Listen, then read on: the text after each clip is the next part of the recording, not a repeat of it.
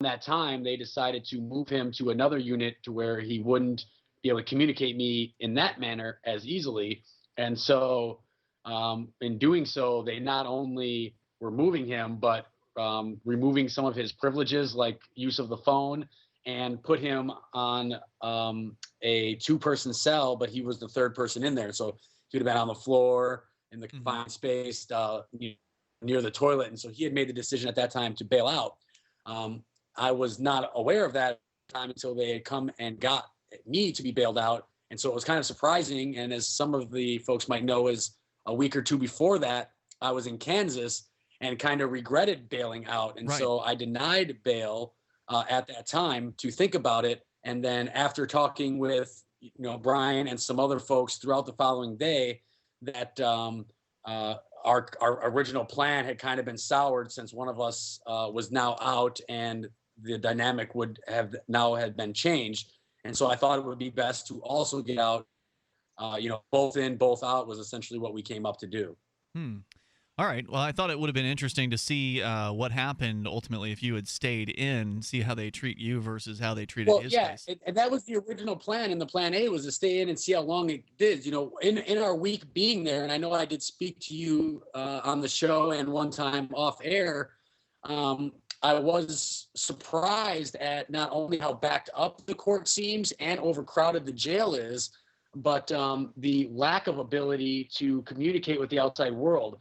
In many other jails, there's at least hard lead pencils that you can write with, or pens, or access to a law library where you can at least write motions. None of these are the case there. Some of the jail is going over remodeling, which is a blanket excuse, I feel, that the jail uses to, not provide such services. And I feel that we would have been in there much longer. So I think that, I was willing to try some this week, some of motions off a regular pen and pencil through the long mail system provided by the jail. But yet I still think that wouldn't have been very successful. And most likely after our first court hearing or just before on December 13th, we probably would have bailed out if we wouldn't have gotten a flat dismissal of charges.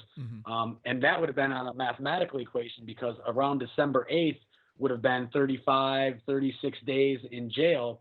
And that jail gives you 2 for 1, which would have been about 70 days in jail. And our max sentence would be 90 days in jail. I thought so at that that point, was we would have achieved our goal. So it's not a 6-month max sentence? I thought it it was is, 6 months. Ian, but no, it is. But this jail does half of your time is good time. Most jails do 2/3 time. This jail does half. So on a 180 sentence, you would only have to serve 90. Well, hold on, Ademo. I think that when we were in, I'm a little concerned 35 with your numbers there, Ademo. And my understanding is your pre-sentence days, you do not get credit for anything other than the day you do. So, for you instance, don't get good time for if you get a 90-day sentence and you have done 45 days prior to that sentence, that in most places you will have a 45-day credit against your 90 days, and then you would be able to do 2 for 1 after that. Something like 22 or 23 days, depending on what they feel like doing. So I wouldn't, I don't know. Maybe you're going to have to. Maybe you know better than I do in this circumstance, but I would be deeply concerned with your numbers. Well, I agree with you, and that has been my experience too, Mark, that the 2/3 time and pre-sentence time does not receive good behavior time. Yet, as I mentioned, this jail was regoing some remodeling. It was overcrowded. It is normally a 2/3 time jail, and they have pushed that to halftime in order to make the revolving door go a little faster. So this might have been like I said, I think the remodeling aspect / expansion was a blanket statement for reducing sentences and not providing certain services. And my understanding, some of the lax meal. My understanding of the plan here to sit in jail was to pressure the what was it, Fayetteville? What's the name of it? Noblesville. Noblesville Police Department in Noblesville. Noblesville Police Department into, making some kind of decision and letting you guys go.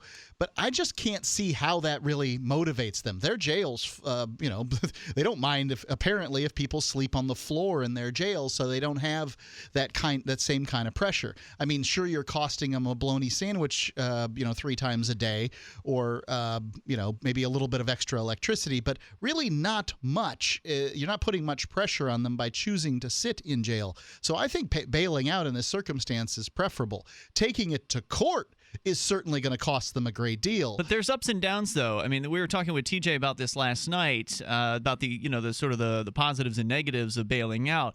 Now that you've bailed out, you're on bail conditions, right? So there's certain things you can't do. I mean, going out and chalking again, for instance, might get you arrested.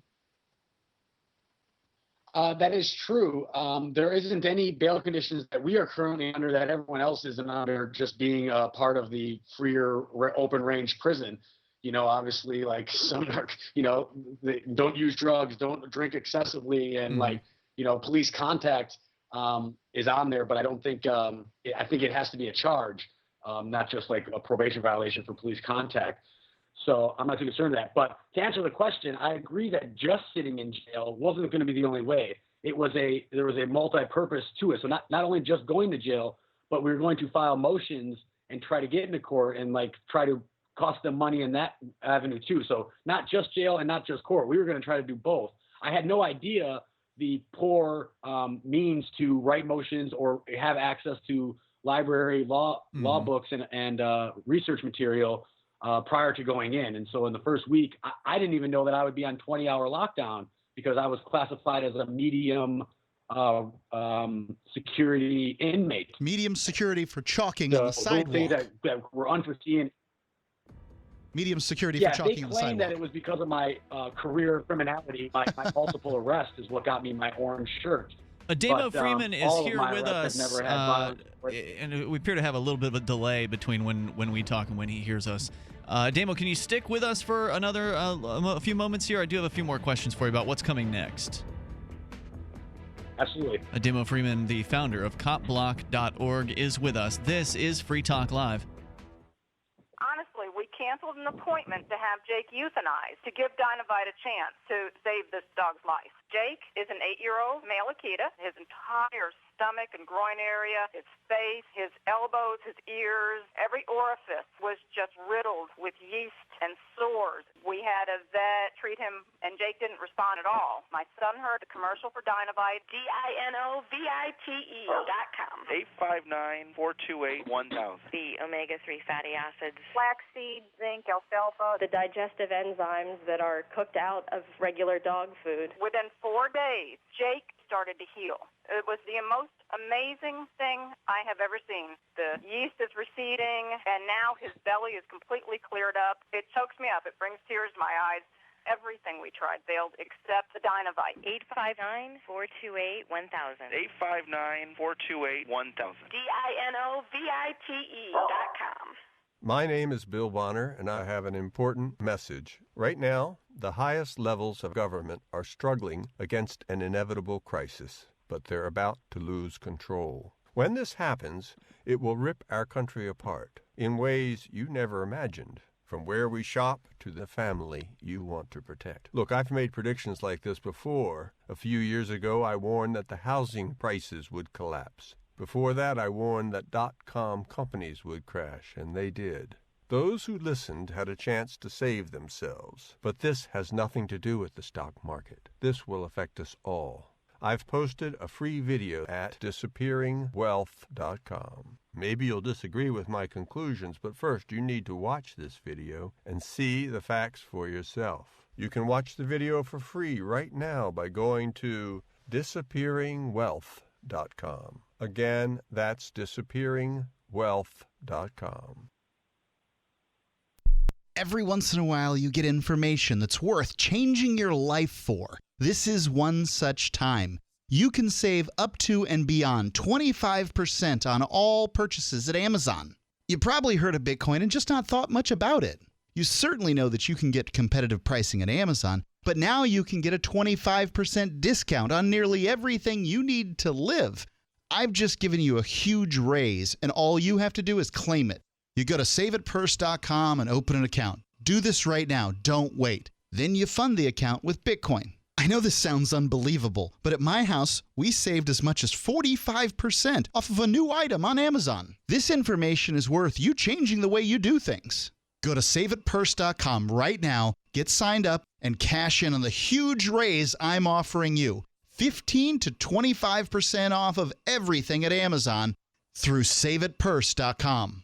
It's saveatpurse.com. LRN.FM is proud to announce our official listening apps for Android and iOS devices. Now you can easily tune into our streams anywhere, anytime on your smartphone or tablet. Just visit apps.lrn.fm or search for LRN.FM in the Android or Apple app stores. Please download, rate it 5 stars, then share the link on social media, and let your friends and family know how you're listening to LRN.FM. Download it now, free at apps.lrn.fm. That's apps.lrn.fm. I love My Magic Mud. I drink a lot of coffee. I had stains on my teeth. Then I found My Magic Mud, and I was told it would remove stains. So I paid attention when I brushed the first time. My Magic Mud is black tooth powder, and the difference it made in my teeth in one application was noticeable. With 4, my teeth were as white as you normal folks out there. Please go to mymagicmud.com and buy a jar. There's 150 applications for $25. You can use Bitcoin, mymagicmud.com. This is the Liberty Radio Network, broadcasting the latest liberty-oriented audio content 24 hours a day at LRN.FM.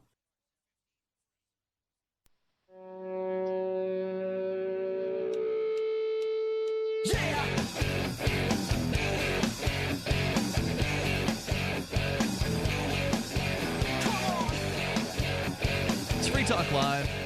Join us right here, toll free, 855-450. Free. That's 855-450-3733. Well, we've got Skype. Our Skype username is LRN.FM. But if you have a question for Ademo Freeman from copblock.org, who is with us on Skype, then you can't call on Skype because we can't conference you there. So you'll have to call toll-free, 855-450-FREE. You want to get big savings at Amazon, here's how you do it. You have to have Bitcoin, number one. And then number 2, you've got to go to saveatpurse.com. That's saveatpurse.com. And you don't have to do it in that order. You can go to saveatpurse.com right now, sign up for an account there, and then go get your Bitcoin. And boy, has Bitcoin been on a wild ride these last 2 days. It has shot up today, peaking at, last I looked, at $420. $420. Did you celebrate?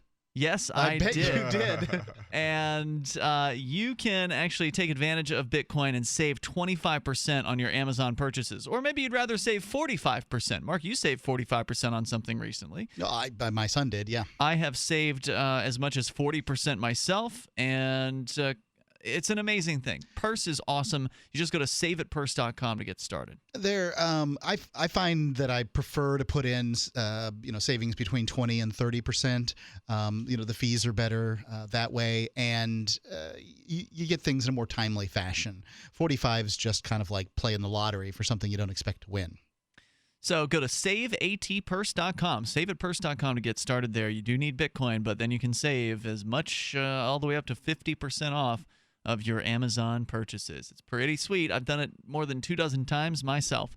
So let's go back to Ademo Freeman from copblock.org. He is on Skype with us here tonight. Freshly out of jail earlier today in Noblesville, Indiana, jailed initially on charges relating to chalking outside of the police station. And you've actually chalked outside of the Noblesville Police Department twice now. There was the first time a few weeks ago, and then a week ago when you went to turn yourself in, you chalked prior to them arresting you there. So I, of course, find myself wondering if they are going to re-arrest you and charge you with the second chalking, Ademo. What do you think? Well, I've thought that as well, and I think, or I'm hoping that since both of us completed the bail process, I believe that would have been one of their opportunities at least to bring up such issue. One of my things to do is to research how long they have to charge me on that, and I'm not quite certain. And I guess the second time would be, right at the conclusion of this to try it. Or I think that this is a sign that they may feel or maybe realizing that they don't have much ground to stand on here. And so why try the second one? Because then they would really have to sell or, take it, all the way. They'd be less likely to back out, in my opinion. So So they haven't charged us yet. They haven't mentioned it. There was no warrant.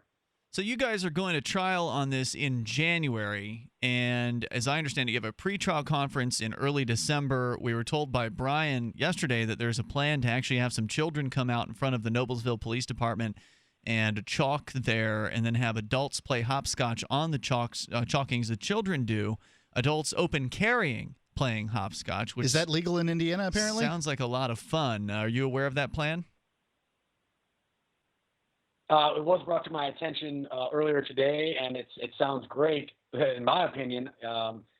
Even without this being our case, it sounds like a good event that folks could plan at local police departments, as a Saturday afternoon fun family time activist activity. Totally. So I'm hoping that will still happen. Well, but, and the brilliance of it, just to let our our listeners know why that's such a great idea, beyond just that it's fun, is that if the police don't come out and arrest the children for chalking, then they have they're essentially discriminating. Okay, right. So they're equal protection under the law. Yeah, they're engaging in viewpoint discrimination, and so if they want their case to hold up and say that you can't chalk in front of the Noblesville Police Department, that it will be considered graffiti, they can't allow someone else to chalk something innocent like a hopscotch or some pro-police message. So if if those people who are doing the hopscotching are unmolested and unarrested by those Noblesville cops, that may actually make your case and may result in you guys being acquitted at trial if they don't drop the charges beforehand. So it's a really smart move. Yeah, you guys need a national day of chalking the police department. They have that, Mark. It's called Chalk the Police Day. And is that put on by Cop Block? Yes, it is. Okay, well, when is that? It was, 2 months ago? It is. Yep. There you go. Yes, it was. It was September 1st or something like that. Yep, and I think that if you can have some video, whatever passes for a trial for you guys, showing that the police wouldn't come out and arrest kids who are chalking at the police department, then that clearly shows that it's an equal protection under the law issue, and that it has to do with your viewpoint, what it was you were chalking, as opposed to that you were putting chalk on concrete. We got a call. Do you want to take a call, Ademo? Yeah. Oh, of course. We've got Tyrone in Georgia. Tyrone, you're on Free Talk Live with Ademo Freeman from copblock.org. Go ahead. Hey, guys. Real quick, I just want to say, I don't know really what's more irritating, Cop Block or the cops. And please, let me qualify this. I've been following Cop Block for a while, as well as Free Talk Live for a while. And it's not one other group in this country that could play these games with the cops, except white folks. So what all Cop Block to me is proving is white privilege absolutely exists. Who would even take the chance to play these games with the cops? Chalking and going to jail? Who would do this? There are black cop blockers, so I'm not sure the point that you're making. The point that I'm making is, like I said, I've been following Cop Block for a while. I have never, ever seen a black cop block. And I'm not saying that they don't exist. I have never seen any. And I don't think a group of black people would play these games, chalking and, just why would you poke the bear if you know the bear is going to more likely kill you if it gets a hold to you? I don't think black people play these games, at least not in the way that white people do. Well, I'd like to hear Ademo's response. He's on a slight delay, so that's why there's a little bit of a delay. Go ahead, Ademo. Well, I would agree. There's a diverse group of individuals that are cop blockers, most certainly of all races. And so I don't know if there haven't been any videos of chalking exactly. So maybe just like diverse groups of people pick up different, some folks like to go after checkpoints. Some people like to focus on victimless crimes. Brian and I are on the police accountability tour. One of those aspects of our activism is commonly chalk. And so, I think there's a lot of things that go on. As far as like poking the bear, everything's illegal and everything can be, subject to arrest. And so I don't think we're really going out of our way. Both of us have been chalking for many years and have refined our activism of chalking to try to be the least arrestable, manner as possible. I was arrested in Manchester for chalking on a building. I don't do that anymore because it's a quasi, a part where some will call it graffiti or damage, and the police officers seem to get more upset about that stuff. And so in a way we have, adjusted our tactic to, minimize these things. And so in this case, it was a case of Noblesville being upset about it, just a few particular officers, and the liquid chalk. And so I guess we'll learn from that and adapt, but I don't know really what else to say to the caller's concerns other than maybe he should try to chalk some police and use the video cameras and some of the other tactics that Cop Block, and they could help him, or he could see the benefits that aren't for just that he believes are white privilege. They're actually tactics and tools that can use to keep anybody out of jail. Tyrone, thanks for the call tonight. 855-450-FREE. More with Ademo Freeman. It's Free Talk Live. Paid non-attorney spokesperson Adam Pileski of the Pileski Law Firm with principal office in Houston, Texas is the attorney responsible for the content of this ad. This ad is not legal advice, and the choice of a lawyer should not be based solely upon advertisement. Services may not be available in all states. Attention Xarelto users. If you or a loved one took Xarelto and suffered a serious bleeding event, you may be entitled to financial compensation. Xarelto is a popular prescription blood thinner used to prevent blood clots and protect patients from strokes. These serious bleeding events have led to numerous cases of hospitalization and even death. Phone lines are open 24/7. Call 800-261-0937. That's 800-261-0937. Owe $10,000 or more to the IRS? Get on board with the Tax Admiral. Don't pick on the IRS alone. I'll cut penalties and reduce your overall tax bill. Sometimes I can even get it zeroed out completely. We're an A-rated company helping people clean up their mess with the IRS. If you owe $10,000 or more, then call the Tax Admiral. Call 800-287-7180. Again, that's 800-287-7180. 800-287-7180. Money, power, and respect are all yours at CreditSuccessSecretsRevealed.com. Be seen as an industry leader. You can do it. The last application you filled out when it was time to hit submit, did your nerves spike? You didn't get the approval you seek, but there's a better way. We teach you exactly what to place into the right systems the right way the first time so you get approved. Get up to $100,000 in instant business credit. Many people will get cash on the spot. Use those two tools in your new corporate credit engine so you can walk into the bank and get your project funded today. It's all about today at CreditSuccessSecretsRevealed.com. Credit Success Secrets Revealed is explosive and ignites instant results. Dial 1-800-707-8719. That's 1-800-707-8719. 1-800-707-8719. Or just go to CreditSuccessSecretsRevealed.com. This is your Robertson Roberts Brokerage Daily Precious Metals Update. In early trading Tuesday, gold is down $8 at $1,126 per ounce. Silver is down 10 cents at $15.37 per ounce. Bitcoin is trading at $394 US. Gold is under pressure on anticipation of a Fed rate hike in December. I rather doubt that's going to happen. Robertson Roberts Brokerage. Give us a call at 800-874-9760 or visit us online at rrbi.co. Free Talk Live has partnered with Amazon, the largest internet retailer. Imagine a department store category, and Amazon has it. Books, electronics, office products, furniture, jewelry, automotive, toys, clothing, sporting goods, and dozens of other categories. Now you can shop and support Free Talk Live by entering Amazon through our website. Go to shop.freetalklive.com, and Amazon will send us a portion of your purchase. You're going to do the shopping anyway, so remember to enter through our site at shop.freetalklive.com. That's shop.freetalklive.com. Understanding your credit score is the first step towards managing and improving it. This is Charlie Sundstrom with your Van Dyke Mortgage Minute. The most influential component of your credit score is your payment history. Almost equally as important is the amount you owe on credit accounts. Also impacting your score, but to a lesser degree, are the length of time you've utilized your credit, the number of new accounts, credit inquiries, and your various types of credit accounts. To help achieve or maintain a healthy credit score, have a system set up to assure your bills are always paid on time. Don't max out your cards. It's better to have a high credit limit with a low balance. Never close old accounts. The age of these can actually help your credit score. But don't be afraid to use your credit. You need several accounts in order to have a credit score. Just keep the corresponding payments within your means. For your mortgage pre-approval and refi needs, start by visiting VanDykeMortgage.com.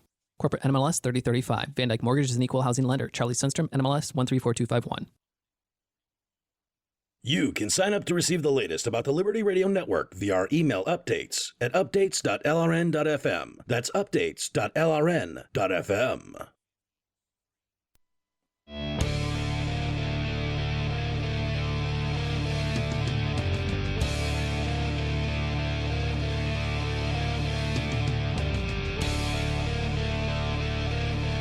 This is Free Talk Live. You can join us here. Our toll-free number is 855-450-FREE. That's 855-450-3733. Tonight in the studio with you, you've got Ian. And Conan. And Mark. And you can join us online. Drop by freetalklive.com. You get to create the content there. Front page of the website has suggested show topics listed by and submitted by listeners just like you. You can do that, and you can vote on the ones that are already there over at freetalklive.com, so please enjoy that. Last night I did mention that our download links were still partially broken. Now they have been fixed, so it's awesome. That was a problem for like 5 days, and now thankfully it has been remedied. So those of you who've been having frustrating difficulties with trying to download the show directly from freetalklive.com, that issue should be resolved. So please enjoy the brand new site, freetalklive.com.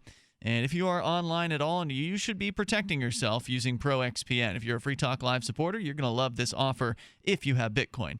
You can go to proxpn.com/amp/AMP, like advertise, market, and promote, and you can get 2 years of ProXPN for less than $50 worth of Bitcoin. And ProXPN encrypts your data connection, so your internet service provider doesn't know what you're doing online as soon as you start using ProXPN. And they've got apps for Windows, Mac, iOS, Android, as well as Linux, so setting up is super easy. Go to proxpn.com/amp, pay with Bitcoin, and get for less than $50 worth of Bitcoin, you'll get 2 years of ProXPN's coverage, which is an awesome deal. It's a huge savings, only available for Bitcoin users. If you've got a credit card only, then you can use code FTL50, and that'll save you 50% off the regular monthly price if you buy the annual package. So get started at proxpn.com/amp, and as a bonus, $5 of your purchase when you do proxpn.com/amp will go to Free Talk Live and the Free Talk Live AMP program to help spread the ideas of liberty. And you get to take back your privacy. proxpn.com/amp. As we go back to Ademo Freeman, and we may actually have a slightly better connection with him this time. I had him change over to a different internet connection. Ademo, are you there? I am here. All right, looks like the delay has gone away as well. So I want to get back into what's happening with the Cop Block tour, which was put on pause while you guys went to turn yourself in to Noblesville police. You don't. Your next date in court in Noblesville is going to be in December, so you got a solid month between now and then. What's your plan with the MAC tour? Well, right now, I mean, I guess it's technically still paused, but Brian and I plan to do a number of things that relate to police accountability with this incident and our criminal mischief charges. And so we will be filing motions, briefs, whatever else we can, and as well as heading back to Noblesville to Cop Block and bring some police accountability to the city as well as the police department. And so this was kind of originally part of the plan of the MAC tour, the Mobile Accountability for Cops tour. Copblock.org/MAC is the homepage for that. The original idea, as I understood it, was you were going to be touring around the country for several months, and you'd be stopping in certain cities and actually really getting down into to what's happening in those cities. What are the corruption issues the police departments have? Doing cop blocking, doing chalking, spending some time in different locations. So it looks like Noblesville sort of put themselves on the map for the tour, basically, for that. Yeah, exactly. We had hoped to embed ourselves more with other cop block offshoots that have sprung up throughout the country. Folks who want to find one, if there's one near them, copblock.org/groups, and film them and collaborate and network with those on the ground in various different places. Unfortunately, or maybe not, but we're going to kind of turn the cameras more on ourselves and encapsulate our own case into a little bit of the MAC tour than we had originally tended. And so at least for the short term here through the end of the year, maybe into the beginning of next year, there is a possibility too that we could, if they want to forgo the final pre-trial conference, we're going to be asking them if we can either have the trial on the 8th and speed it up, or forego it and do it on January. I believe that's also 8th, or maybe it's the 12th. I can't recall off the top of my head right now. And then if that is the case, then maybe we would head down to Texas and do that and then come back up. But right now, for like the next 2 weeks, it seems that we will be in or very close to Noblesville, not only showing folks how to file some motions, filming the deliverance of those and the process of it, but also cop blocking the Noblesville Police Department, where these charges originated from. Officer Tim Ratty and 2 other cops were the ones that seemed to be most offended, I guess, by the liquid chalk. And so Brian and I plan to spend some time with some other folks from Indiana Cop Block, highlighting their police department, filming their actions over the weekend, and producing content just as we would if we were on the road in any other city. So it sounds like you got your hands full. Sounds like you're going to get arrested again. There in Noblesville, and certainly you are going to have to kind of tiptoe around, given that you are on bail conditions. Probably won't be able to take as many risks as you might otherwise enjoy doing. Now, you mentioned that you might be able to get a trial in December. My understanding that your December date's a pretrial conference. That's probably not going to be a trial date, right? No, right. But we do plan to file motions to see if like they've provided us discovery. We have some DVDs that we plan to publish. There was a camera on the building that caught our crimes. And so we're hoping that like we don't need those formalities of these things. We hope to have the motions heard on dismissal, joining our cases, and some other things done in advance due to, we're going to argue that we would like to see the judge sooner because of, our time frame and some other reasons. Now, whether or not they, back in Massachusetts, when Pete and I did these similar things, every one of our motions were denied. It is common that most of your motions are denied. And so that would just tell me that, they're looking to drag it out or prolong it, which may be because, they know that that's more damning to our agenda. But at the end of the day, we'll roll with the punches and adapt accordingly. Like I said, it wasn't like the idea of the tour, and the tour will continue in its full once we've concluded this aspect. So copblock.org/MAC, that's /MAC, like Mobile Accountability for Cops. That's where you can keep up to date with what's going on, and I'm sure you'll continue to call into Free Talk Live to give us continued updates. Ademo, was there more that you felt needed to be shared tonight on Free Talk Live? That's about it. I really just want to thank everyone who's given us support. And when I was being bailed out, two of the guards mentioned to me how relieved they're going to be for the phone to stop ringing. So it was nice to hear that was continually happening.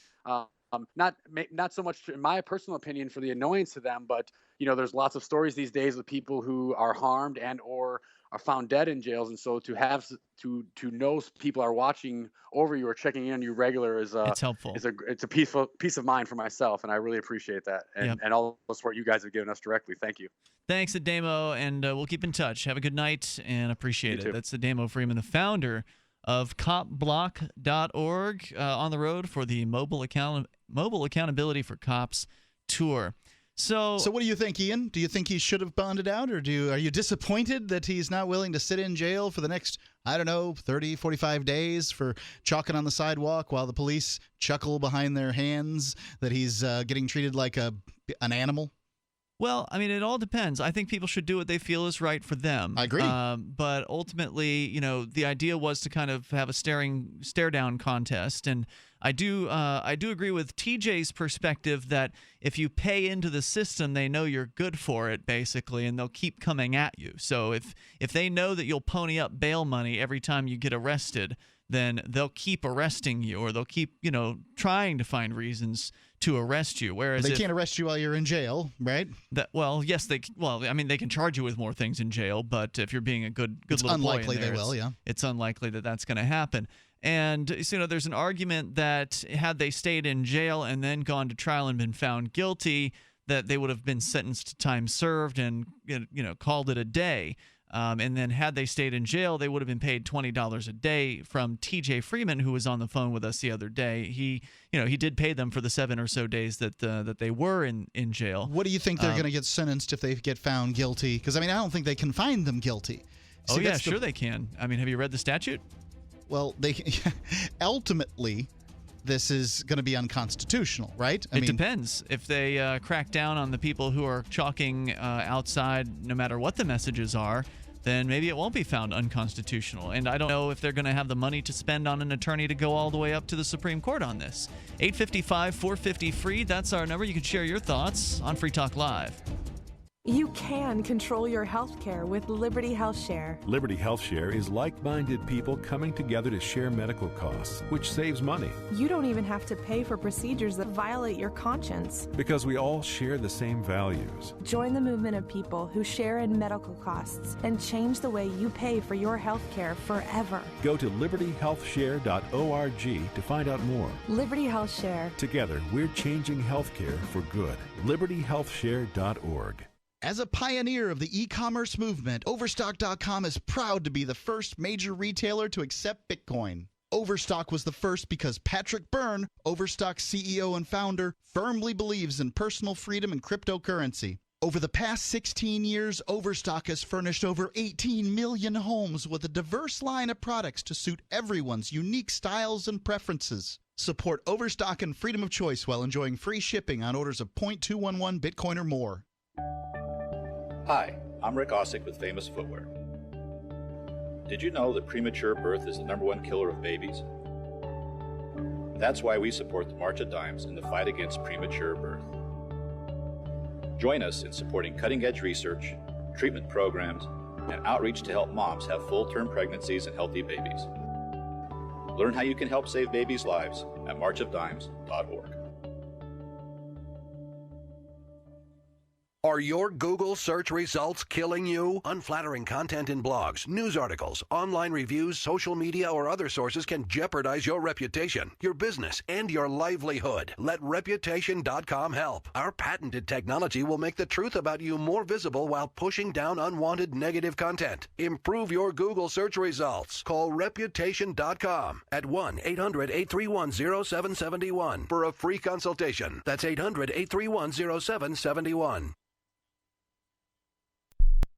NASA's recent discovery of water on Mercury has led to speculation among scientists that the planet could potentially sustain an intergalactic space prison housing the universe's worst criminals. Scientists believe that organic compounds found on the planet's surface could be useful for creating an off-world space Australia, where strength is the only law. However, they caution it is too early to say whether or not fights among the space jail's prisoners would be broadcast here on Earth for the entertainment of wealthy gamblers. But NASA's lead researchers do say that Mercury's ability to support human life raises important questions about who the prison guards would be.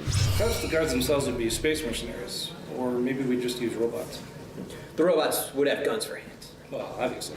Critics inside NASA caution against funneling too many resources into the Mercury project when it would be so much cooler to build a prison on the moon ruled by clones of the prisoners themselves. Researchers encourage the public to read their findings, which have been released in the form of a graphic novel titled The Mercury Cipher.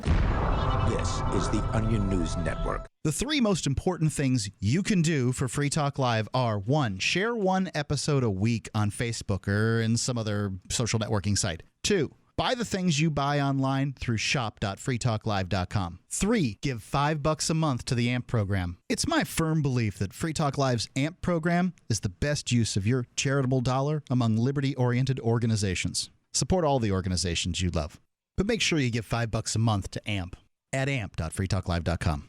Ross Ulbricht was convicted in early 2015 of running the infamous Silk Road Underground Market. The Silk Road was a gift to humanity and helped reduce the harms brought on by drug prohibition. For this good deed, Ross has been sentenced to life in prison with no possibility of parole. Now, an appeal is Ross's only chance, and he needs your support. Please visit freeross.org, where you can contribute via various methods, including Bitcoin. Visit freeross.org. That's freeross.org. What's up next? Visit the Liberty Radio Network program guide to find out at shows.lrn.fm. That's shows.lrn.fm.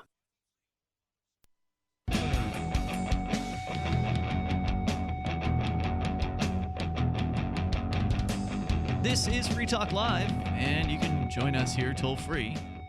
Our number is 855-450-FREE. That's 855-450-3733. With you in the studio tonight, you've got Ian. And Conan. And Mark.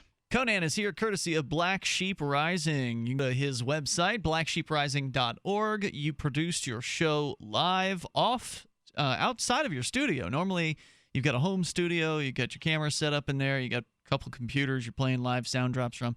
You pared the remote kit down, I imagine, a little bit, and brought some of your equipment out to Keenvention this past weekend. How'd it go?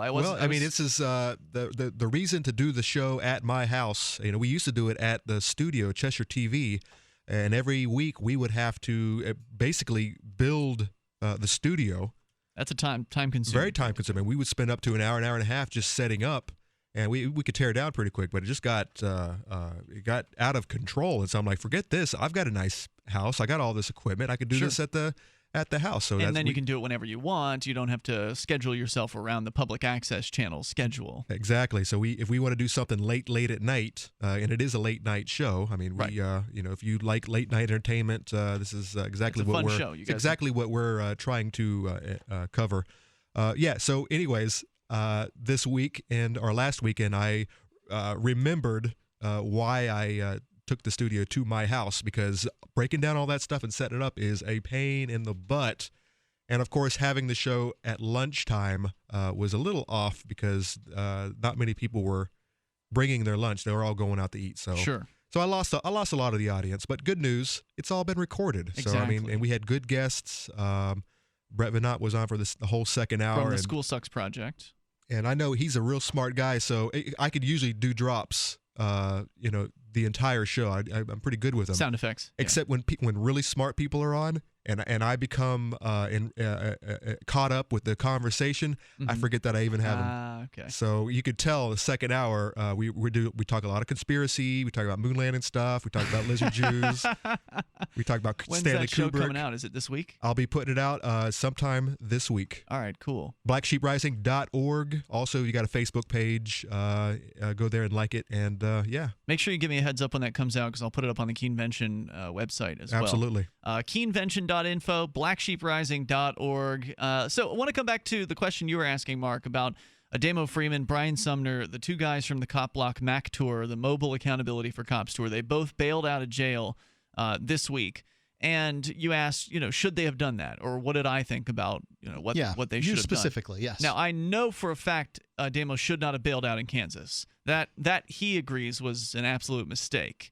In Kansas, he was arrested on a warrant out of Noblesville, Indiana. So the jail he just bailed out of was Noblesville. A few weeks ago, or 2 weeks ago, or 3 weeks ago, however long it's been now, he also got arrested in Kansas on that warrant, and then bailed out of jail there, expecting that it was felony charges. He was lied to by the police, or misinformed, one or the other, and told that it was felony charges. So he thought he's going to be in there for a while, better bail out. That made sense if that were actually going to be a felony charge. But it turns out it was just a misdemeanor. So had he not bailed on the felony, he would have likely have been, the next day when he saw a judge, would have likely been cut loose on personal recognizance. Right. And then wouldn't have had to pay the $800 non-refundable bail fee. So that wasn't good to bail out there. In this case, there's some real concerns with bailing out. You've got a police department here that they're very interested in you. If you are Ademo and Brian from Cop Block. These aren't your average bailees in Noblesville. And, it's one thing when you get arrested, you get put into the system. There's an argument to be made that the system likes to keep rearresting people that have been in the system, especially if they pay up. And so if you've paid into the system, meaning paying the bail, then they know you're good for it, and they know you might pay it again if they rearrest you for something else. So that's one reason why you want to just keep sitting in the jail. That way it's just costing them. You're not feeding anything extra into the system there. Plus, if you get out on bail and then you jaywalk or something like that, because I don't know what the bail conditions are. He definitely has bail conditions. I don't know if they restricted him on violations or misdemeanors. If they wanted to put super restrictive restrictions on him, they could have told them, you can't even get popped for a violation, or that'll violate your bail. Now, usually it's misdemeanors, felonies, or major motor vehicles is what'll pop your bail. So we're not sure there, but I was talking with Brian Sumner from Cop Block's Mac Tour, and he seems to think that they're going to be off the radar. And I'm like, dude, I know this is your first Cop Block tour, but you are not off these cops' radar. It doesn't matter if you keep your head down. They are on the lookout for you. Oh, yeah. These guys, they knew when we talked to them before they were getting arrested, when we were just getting regular updates from them about what was going on the tour, they would comment that they'd go into a town in which they had never been before, encounter the police, and the police would say to them, hey, where's the RV? So they're waiting on them, no doubt. The police know where they're going. They know who they are. And you better believe the cops are communicating with one another through their little cop forums and the places online or whatever that they hang out. They have these police forums that only allow police officers in, and they're private. So, you damn well better believe that Noblesville's talking with Kansas and talking with, whoever else has seen these guys, and they, they're expressing, their desire to arrest them, and there's probably a little contest going on to see who can arrest the cop blockers while they're on tour. So Kansas has scored, and Noblesville has scored points on this arrest the cop blockers game. And if you don't think that game exists, you're mistaken. That game absolutely does exist. I overheard them talking about arresting Free Staters here in Keene years ago in sort of the same game mentality as well. So it was I'll give you game points. mentality. Yeah. I don't know if, I would say that they have they've put themselves up as a target, and if it, if a target is a target, then there's a sort of a game to get the target. If you know what I mean. I don't think that people are plotting out. Oh, looks like Noblesville's up by 1. Kansas is coming in from the backfield. Right? Like I don't think it's that laid out. But I get where you're coming from, and I tend to agree. But putting on, jail is by its design demoralizing. Yeah, no doubt. I don't blame anyone for wanting to get out of there. You can't put on a good defense from being in jail, especially when you don't have a pencil and there is no law library. No doubt. So I kind of am of the opinion that these guys can do more to fight their case and mess with the system from outside than they are able to do from inside. Well, there's an argument for that, but how are you going to fight this case? The definition of the criminal mischief statute in Indiana, Section A1, which is the section under which they've been charged, is that a person who recklessly, knowingly, or intentionally damages or defaces property of another person without the other person's consent is guilty of a Class B misdemeanor. So you fight it on a whole bunch of fronts. You point out that the government isn't a person, and yes, they are. We address that. Well, from a legal standpoint, they are. But then you have to, at the very least, you have to make the government, the system say, oh yes, the government is a person, even though it's just full of people. Like it doesn't make any sense. Make them say stupid things is a good idea. Also, you point out that there's no equal protection under the law, because here, Your Honor, some video of some children who were chalking out in front of the Noblesville Police Department. The Noblesville Police Department are gallant, shining knights in armor, didn't come out and arrest a bunch of 7-year-olds for playing hopscotch. Why wouldn't they do that, Your Honor? It's they because don't have that video they yet. have thin skin, and that they're scared to death of somebody saying mean things to them on their sidewalk. They don't have that video yet. I hope they can get that video. If they don't get that video, their case is shot. Right. And they've got a much better chance of getting that video outside than inside, because you're relying on other people to do your activism for you, and that is generally a bad idea. Well, they're not going to be doing the chalking. It's going to be children that are going to be doing the chalking. But you can get them there. You can drive them there. Yeah. But also, they were being offered $20 a day to sit in jail. $20 a day stinks for jail pay. Who was paying I've been in jail. Who was paying him $20 a day? TJ, who called the show last night. And TJ is going above and beyond. Zero. I mean, it's better than zero, which is normally what you get when you're in jail. Is. And further, if they end up going to jail after they're sentenced, if they get found guilty on this, then they won't be getting the $20 a day. So, there's ups and downs to staying in and out. The worst thing about them getting out, Ian, is that they showed that they weren't able to follow through on something that they said they were going to do. And that is it shows that they're willing to pony into the system. And the system likes people who pay pony into the system all the time. That's right. The system's designed for people that can pay money. No, Ian, you're coming to a conclusion that may or may not be true. You're saying that if somebody's got money, the system will arrest them. That is not the truth. The poorest people are the ones who are in the system the most. You have nothing to back up your statement with. It is completely unqualified. Oh, no, I can back that up over and over again. They go after poor people over and over again, and the poor people pay up just like everybody else does. They pay on payments, sir.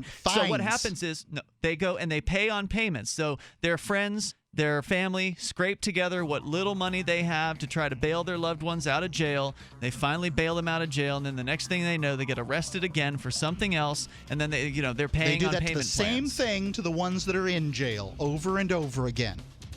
You don't generally get arrested when you're in jail. Our toll-free number is 855. You get out, and then they arrest you again. That's right. That's right. Especially if you're willing to pay into the system. Sitting in jail does nothing to the system. Nothing. 855-450-FREE. I'm not saying they shouldn't have bailed out, but I don't know. It's Free Talk Live. The new 4th edition of Healing Our World, The Compassion of Libertarianism will take your understanding of liberty to a deeper level and has over 1,300 updated references, new cartoons, and a foreword by Dr. Ron Paul. With discounts for multiple book purchases, the new Healing Our World is a great gift this Christmas for the liberals, pragmatists, environmentalists, and Christians in your life who think libertarianism is cold-hearted. Get yours today at healing.freetalklive.com and use promo code FTL for a $5 discount. You can control your health care with Liberty Health Share. Liberty Health Share is like-minded people coming together to share medical costs, which saves money. You don't even have to pay for procedures that violate your conscience. Because we all share the same values. Join the movement of people who share in medical costs and change the way you pay for your health care forever.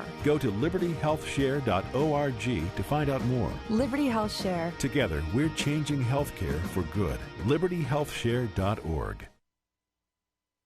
If worst comes to worst, will you be prepared? You don't have to be a survivalist to prepare for the unexpected. Storing necessary supplies like food, water, and emergency equipment is simply taking responsibility for ourselves and our families when it counts the most. StrategicShelters.com offers emergency supplies and a secure way to store them, and provides protection for loved ones in the event of an extreme natural or man-made disaster. To find out more, visit StrategicShelters.com. You can listen to Free Talk Live on the radio, podcast, satellite, webcam, and our live streams. But did you know you can listen to Free Talk Live from any phone, anywhere? Add this number to your phone, 213-493-0308. It's a long-distance call, so make sure you're familiar with your phone's calling plan. The listen lines are airing the latest episode of Free Talk Live 24 hours a day, including our live shows. Call 213-493-0308. That's 213-493-0308. You're listening to the live edition of Free Talk Live. Hour number 2 is next, after the news, here on the Liberty Radio Network at LRN.FM. From Keene and the Shire, the Liberty Media capital of the world, this is Darrell W. Perry, host of FPP Radio News for Tuesday, November 3rd, 2015. Silver is trading at $15.34 per ounce. Gold is valued at $1,131 per ounce. And according to BitcoinAverage.com, the average price of Bitcoin is $389. Antiwar.com reports Iraq's parliament voted on Monday to limit the prime minister's power to change the composition of the government without parliamentary approval, amid growing anger at a recent reform which in August saw the prime minister sacking every vice president and deputy premier, nominally to prevent corruption. Iraq's government has in recent years given Kurdish and Sunni Arab politicians those deputy posts as set-asides, giving them the appearance of some power in the government, and the elimination of the position was seen by many as a dramatic attempt at centralization. Former Prime Minister Nouri al-Maliki was also a vice president, and his supporters were harshly critical of removing his position. Monday's vote included a complaint that the August move was unconstitutional, though it does not appear to attempt to roll back those changes. It does, however, insist that Prime Minister Abadi cannot make any further such changes without parliamentary approval. The vote itself is a comparatively minor matter, however, compared to the tension that caused it, and the ruling State of Law Party, of which Abadi is a member, is said to be considering withdrawing its confidence from Abadi, potentially forcing him from office outright. For over 35 years, Robertson Roberts has been a trusted source for buying and selling your investment-grade precious metals. They also take Bitcoin for precious metal purchases and permanently removed the minimum purchase order for all orders paid in the digital currency. Call Robertson Roberts today for knowledgeable advice on investing and a forward-thinking approach to new technologies. 850-478-5270 or online at rrbi.co. UPI reports hacking group Anonymous has begun publishing the emails and phone numbers of Ku Klux Klan members online after making threats against the white supremacist group last week. The group published 23 email addresses and 57 phone numbers allegedly belonging to Klan members on Sunday and Monday using the text-sharing website Pastebin. Media sources, including the International Business Times, say the membership details have not been verified. The full revelation will be completed by Thursday to coincide coincide with the group's global protest, the Million Mask March. A source connected with Anonymous says Twitter accounts affiliated with the Klan have reacted angrily to the dissemination of the info and suggested hosting a rally on the same day as the Million Mask March. Anonymous planned to release the Klan information to mark the first anniversary of the Ferguson, Missouri protest when a grand jury decision not to indict former police officer Darren Wilson in the shooting of an unarmed teenager, Michael Brown, catalyzed widespread criticism and demonstrations. A statement on a WordPress site apparently devoted to distributing information about Anonymous explained the group's motives for releasing the information. Speaking to the Klan, the group said, applying transparency to your organizational cell is the right, just, appropriate, and only course of action for a hate group composed of criminals. You can support FPP Radio by shopping online. Whether you're looking for precious metals, bitcoins, or books, you'll find that and more at shop.fppradio.com. Every purchase you make from one of my affiliates at shop.fppradio.com helps fund FPP Radio. That's shop.fppradio.com. Reuters reports Ohio voters will decide Tuesday on whether to become the first Midwestern state to legalize the recreational use of cannabis, though a rival ballot measure could kill the law before it takes effect. Issue 3 would add an amendment to the state constitution that legalizes both personal and medicinal use of cannabis for those over 21 years old. The ballot initiative was the result of a campaign that gathered more than 300,000 valid voter signatures from around the state. Ohio is considered a political bellwether, so a win for recreational cannabis in Ohio is expected to change the national conversation on legalization. 7 states are expected to vote on taxing and regulating recreational cannabis next year. Issue 3 also grants exclusive rights for commercial cannabis growth and distribution to 10 facilities around the state. Critics of the measure say this creates a monopoly and responded with a rival ballot measure called Issue 2. This ballot measure would nullify legalization if it creates an economic monopoly or special privilege for a private entity. If both measures pass, the conflict will likely end up in court. This has been FPP Radio News, online at fppradio.com.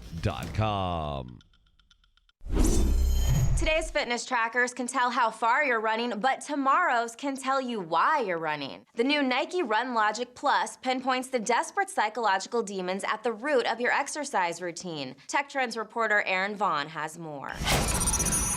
It's a problem all runners face. You run and you run and you run, but it's never enough. No matter how many miles you put in, that gnawing ache at your soul never goes away. Now Nike's engineers have found a way for runners to use that existential pain to push themselves even farther. Users keep the device on their wrist at all times. It not only records running times and distances, it also analyzes all of the user's social interactions and emotional patterns. It then creates a unique, detailed profile that dredges the inspiring well of inner turmoil inside every runner. Early users say they notice a big impact on their workout. I started marathoning when I was 28. I thought it was time to get in shape, but then once I realized I was actually running from my meaningless job in ad sales, I started running a lot more, like all the time.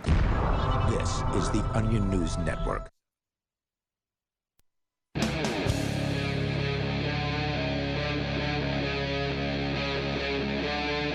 Free Talk Live.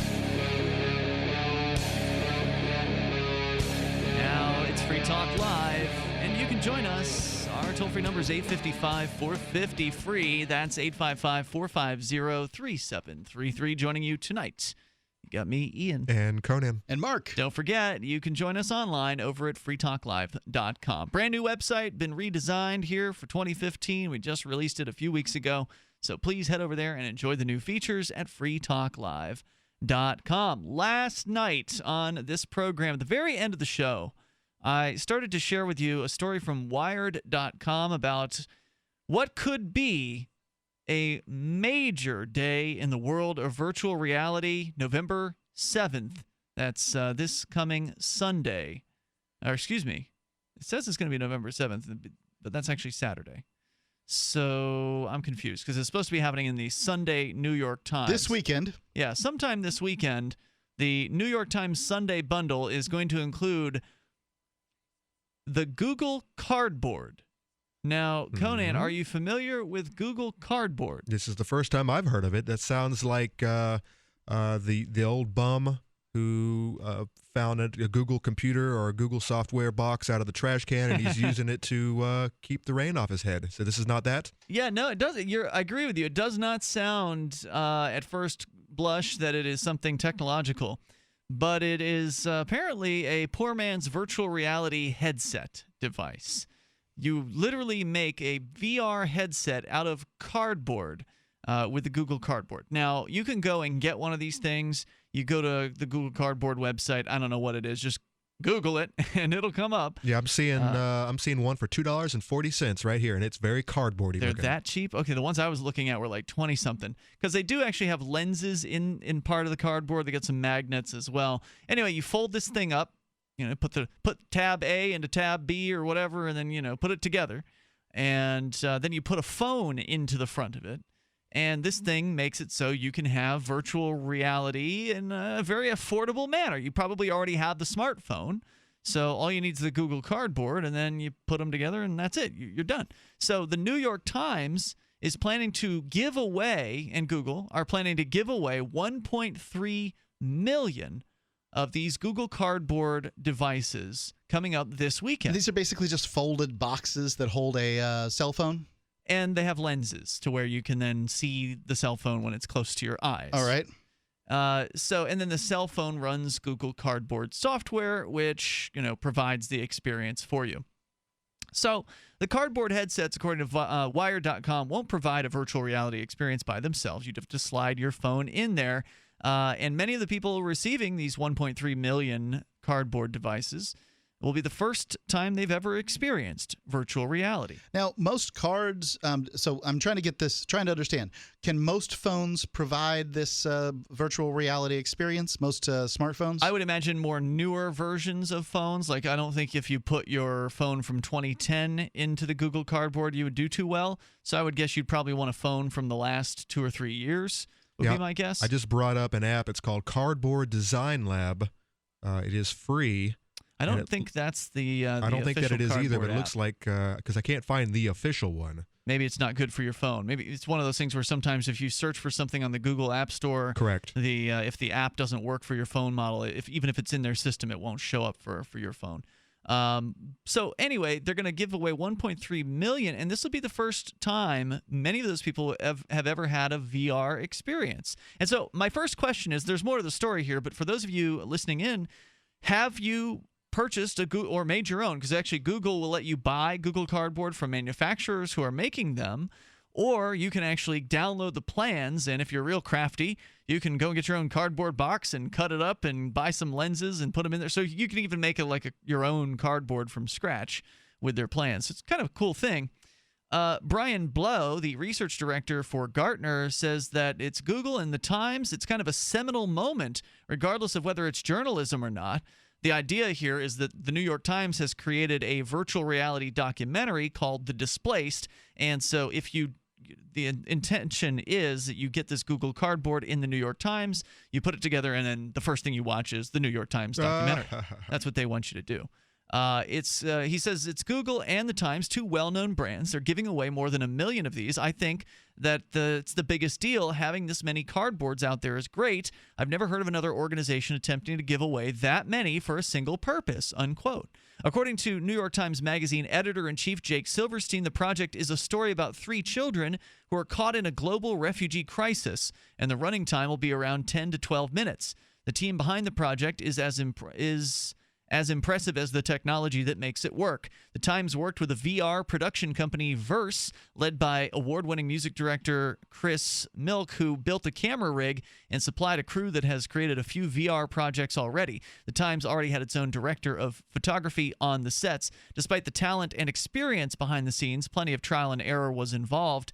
Silverstein says because VR as an art form is still in its early stages, the team leaned on experimentation. For one thing, the crew had to stay out of each shot, a hard thing to do when the camera rig is capturing a full 360 degrees and there's nowhere to hide.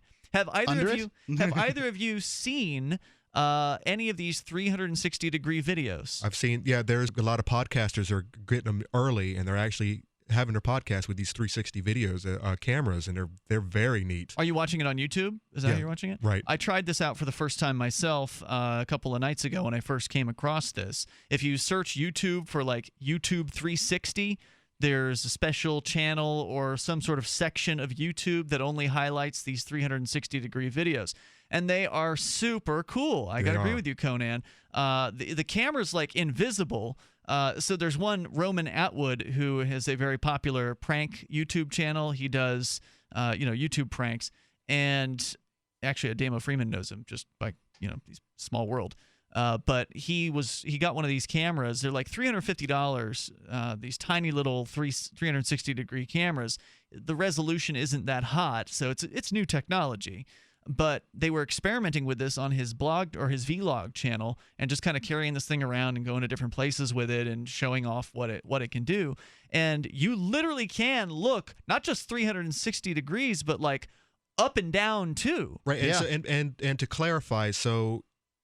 You can actually, when you're watching these videos, you can control where your camera, correct, what you get to see.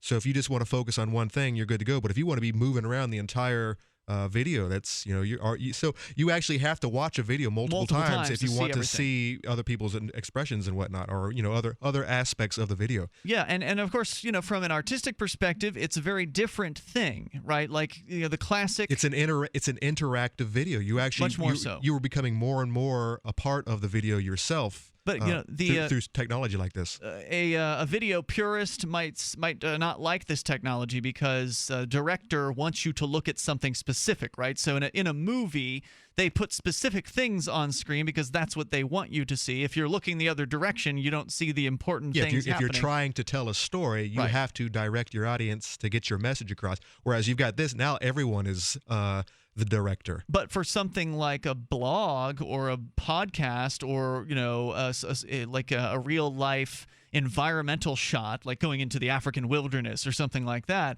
this is something really unusual and it's really cool. So that's what they did with the New York Times. They've got this 360 movie that they want people to be able to experience with the VR goggles. Now, you can do this on your phone. You can do this. It's actually easiest on your phone to do it when you go to the YouTube 360. You don't have to have virtual reality goggles to watch these 360-degree videos. I'm watching one right now on my computer. Yeah, and you can use your mouse to I think there's like a little controller on there that you can click buttons on to sort of scroll around. It's kind of clunky on the computer. With your phone, you just use your finger and whatever way you swipe is the direction the camera moves or rotates in the video. So it's super easy.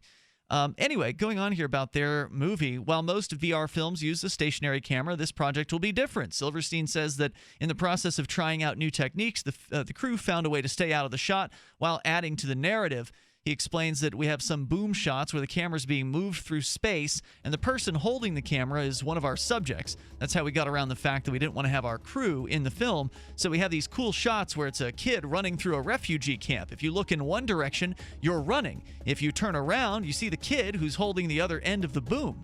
We'll continue the discussion here, and there are some who are saying that this VR giveaway could fall flat on its face as well. We'll explain why that might be. 855-450-FREE. This is Free Talk Live. If you could choose any school from which to earn your college degree and be on your way to a better life, would you choose a school the Wall Street Journal recognized for producing some of the best qualified graduates? One the Princeton Review ranked as a leader in undergraduate education? And one U.S. News & World Report named #1 in the nation for innovation ahead of both MIT and Stanford? Discover why Arizona State University is a clear choice for your future. In addition, ASU Online offers over 100 graduate and undergraduate programs you can take 100% online and on your schedule. You'll receive the exact same curriculum, degree, and prestigious faculty as our on-campus students. For information, call 1-800-939-5359. U.S. News & World Report also ranked ASU in the top 10 best places to earn an online degree. So get started today and learn to thrive with Arizona State University online. Call today at 1-800-939-5359. That's 1-800-939-5359. My name is Bill Bonner, and I have an important message. Right now, the highest levels of government are struggling against an inevitable crisis, but they're about to lose control. When this happens, it will rip our country apart in ways you never imagined. From where we shop to the family you want to protect. Look, I've made predictions like this before. A few years ago, I warned that the housing prices would collapse. Before that, I warned that .com companies would crash, and they did.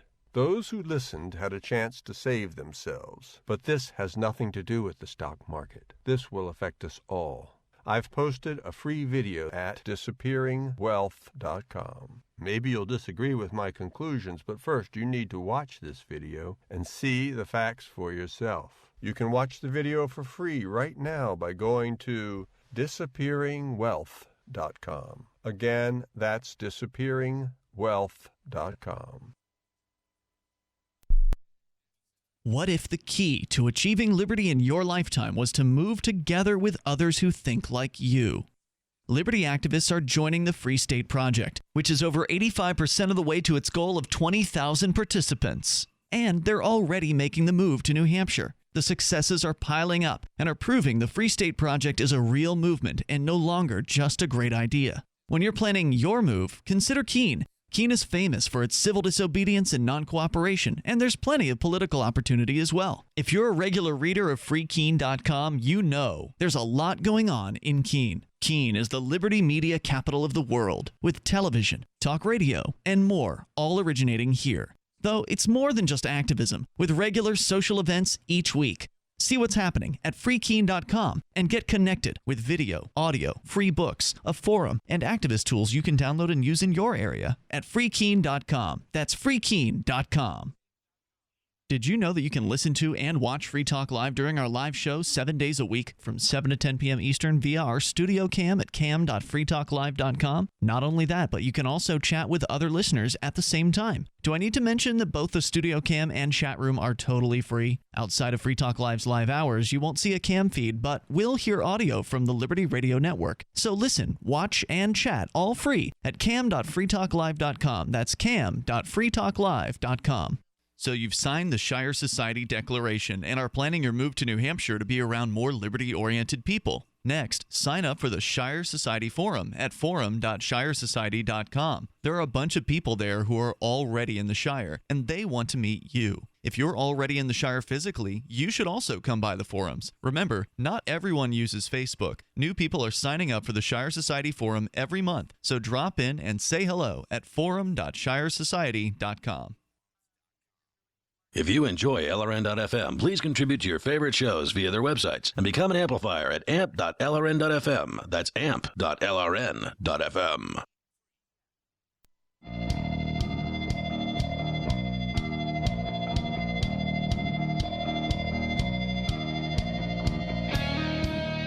It's Free Talk Live. You may join us right here, toll-free at 855-450-FREE, especially if you have tried Google Cardboard. I would love to hear from someone who has taken the time to do this. It's not a big investment. You know, apparently Conan found one for like $2 or something like that online. There are the highest end ones are in the $20-something range. And these are very, very affordable VR headsets that utilize your existing cell phone to provide a VR experience. Of course, there are critics of the Google Cardboard, and we'll share some of the critical views here in moments. But I think it's exciting. I think that putting virtual reality headset in the hands of somebody, even though it's not a fancy advanced headset, putting a VR headset in someone's hands for less than $30 is a pretty cool thing to do. And so kudos to Google for coming out with this Google Cardboard. The big news about it is the New York Times this weekend, supposedly in their Sunday edition, is going to be sending out 1.3 million of these Google Cardboard devices in their newspaper. And how many of those 1.3 million will actually take the time to, put this thing together and try it out? Yeah, how many readers of the New York Times even own a smartphone and are even interested in something like this? I mean, we're talking about a lot of old readers. Yeah, a lot of old people. That's for the sure. New York Times is a big paper, though, so I don't know.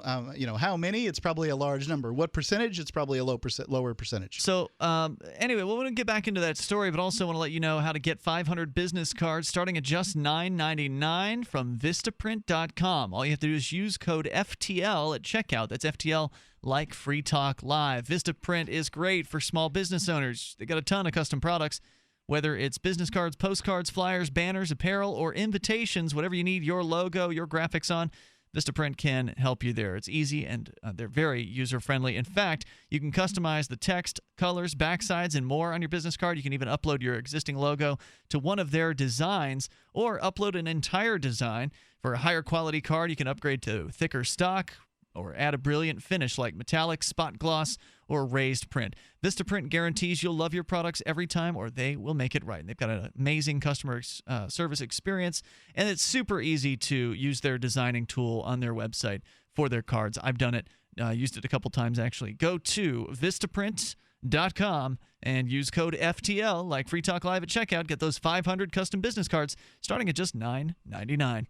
As we continue here with a story from Wired.com. Now, this Wired piece is effusive about this VR giveaway. The New York Times teaming up to give away 1.3 million Google Cardboard devices in the upcoming Sunday edition of the New York Times. And the idea is the Times has a virtual reality documentary that they've created called The Displaced, which is a 360-degree video that they're hoping people will get this Google Cardboard device, they'll put it together, and then they will watch the New York Times documentary.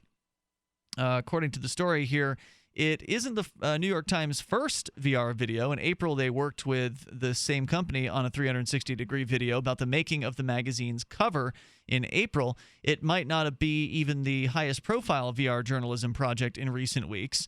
CNN recently provided a live stream of the Democratic debates for users of the Samsung Gear VR headset.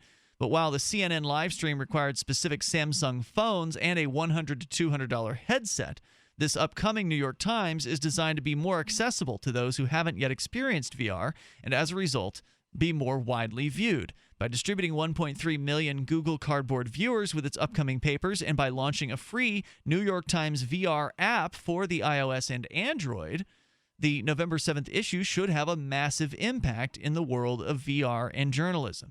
It may even introduce an intersection of the two and set a new precedent. And you got to give the Times credit for this one. Even if this thing does end up fizzling, and there's another story here from Ars Technica that suggests that it might, it's an amazing, I think, really ballsy move for an old tech company like the New York Times to make. I got to say, I didn't see this one coming. You think about newspapers and you think, oh, they're dying off. And then the New York Times goes and embraces virtual reality filmmaking technology and is, getting into the world of making documentaries. But how many documentaries, how many video documentaries, and how many videos, period, is the New York Times producing? I don't know. I mean, most of it is... Can't be many. Most of it is print. So, I mean, they might be able to put a couple out there for the folks, but, I mean... ultimately, I think this needs to be embraced by someone else, more like YouTube or. Well, I mean, any drug-addled mendicant can go on YouTube and create a 360, video if they happen to have the camera. Yeah. So, you got $350, you can have one too. The New York Times could relatively easily send their reporters out with these things if that's what they want to do. They're getting an opportunity to jump in an area that they have never, forayed before, and that is producing at least some kind of on-the-spot video for things that are going on. I don't know the answer, but I mean, New York Times has, any newspaper, but the New York Times especially, has a great deal of momentum. They're important. They're called the Gray Lady for a reason, because people think about them. They hold real estate in people's minds. They still have that gravitas today, and they haven't lost it all.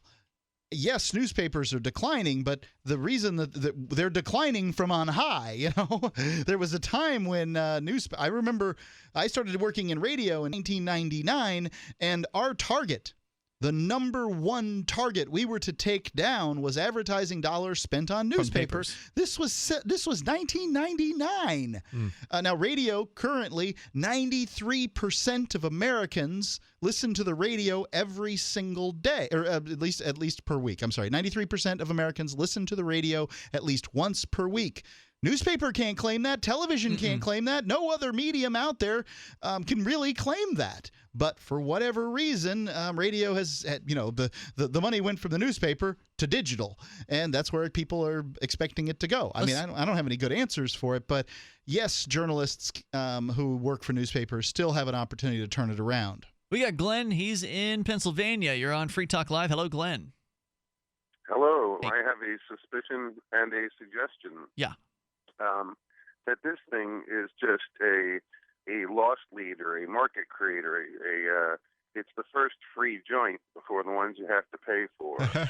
There's something else in the background coming. There's something else in the pipeline that's going to come out. It's going to cost more than $250. I think it sounds to me like they're trying to create desire for VR in a more widespread fashion, such that when they come out with the whatever kind of box or device it is and market the heck out of it, it's going to sell gazillions. I'm guessing, this is, an inexpensive way of giving a lot of people a taste of an experience to make them want more of it so that they can gratify that desire with some other device that's going to pop out of the pipeline later on. I would absolutely agree. I mean, obviously, there is, this is a whole new market segment. They didn't have smartphones, 10 years ago. They didn't have cell phones, call it 25 years ago. Yeah, it's a new market segment, and of course, there's going to be more expensive options and cheaper options. Sure. Hey, thanks, Glenn, for your call. Appreciate the speculation. I mean, we know that the Oculus Rift is going to be coming out very, very soon, and that is an actual VR device. I don't know if Google's got anything in the pipeline. Maybe they do have something else besides cardboard. It's Free Talk Live.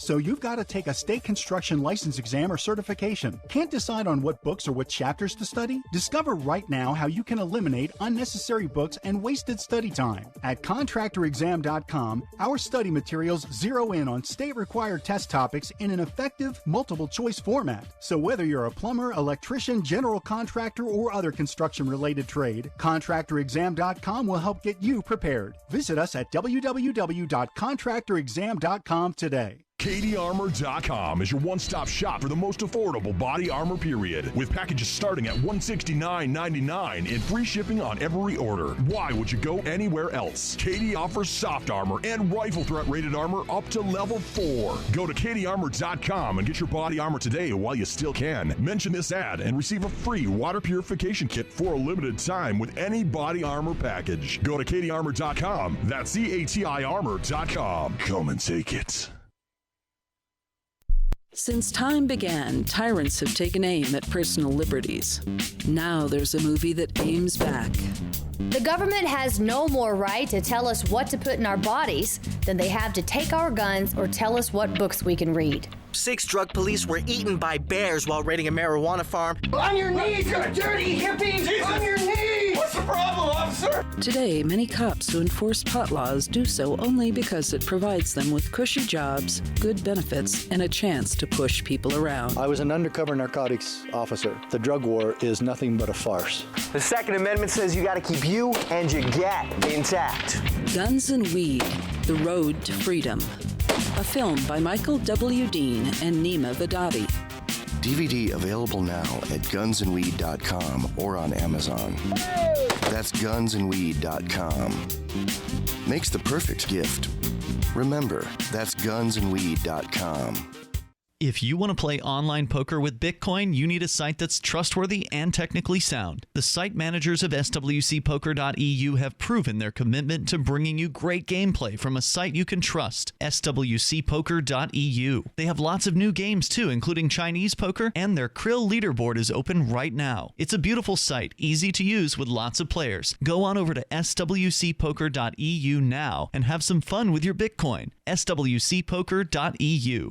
LRN.FM is proud to announce our official listening apps for Android and iOS devices. Now you can easily tune into our streams anywhere, anytime on your smartphone or tablet. Just visit apps.lrn.fm or search for LRN.FM in the Android or Apple app stores. Please download, rate it 5 stars, then share the link on social media, and let your friends and family know how you're listening to LRN.FM. Download it now, free at apps.lrn.fm. That's apps.lrn.fm.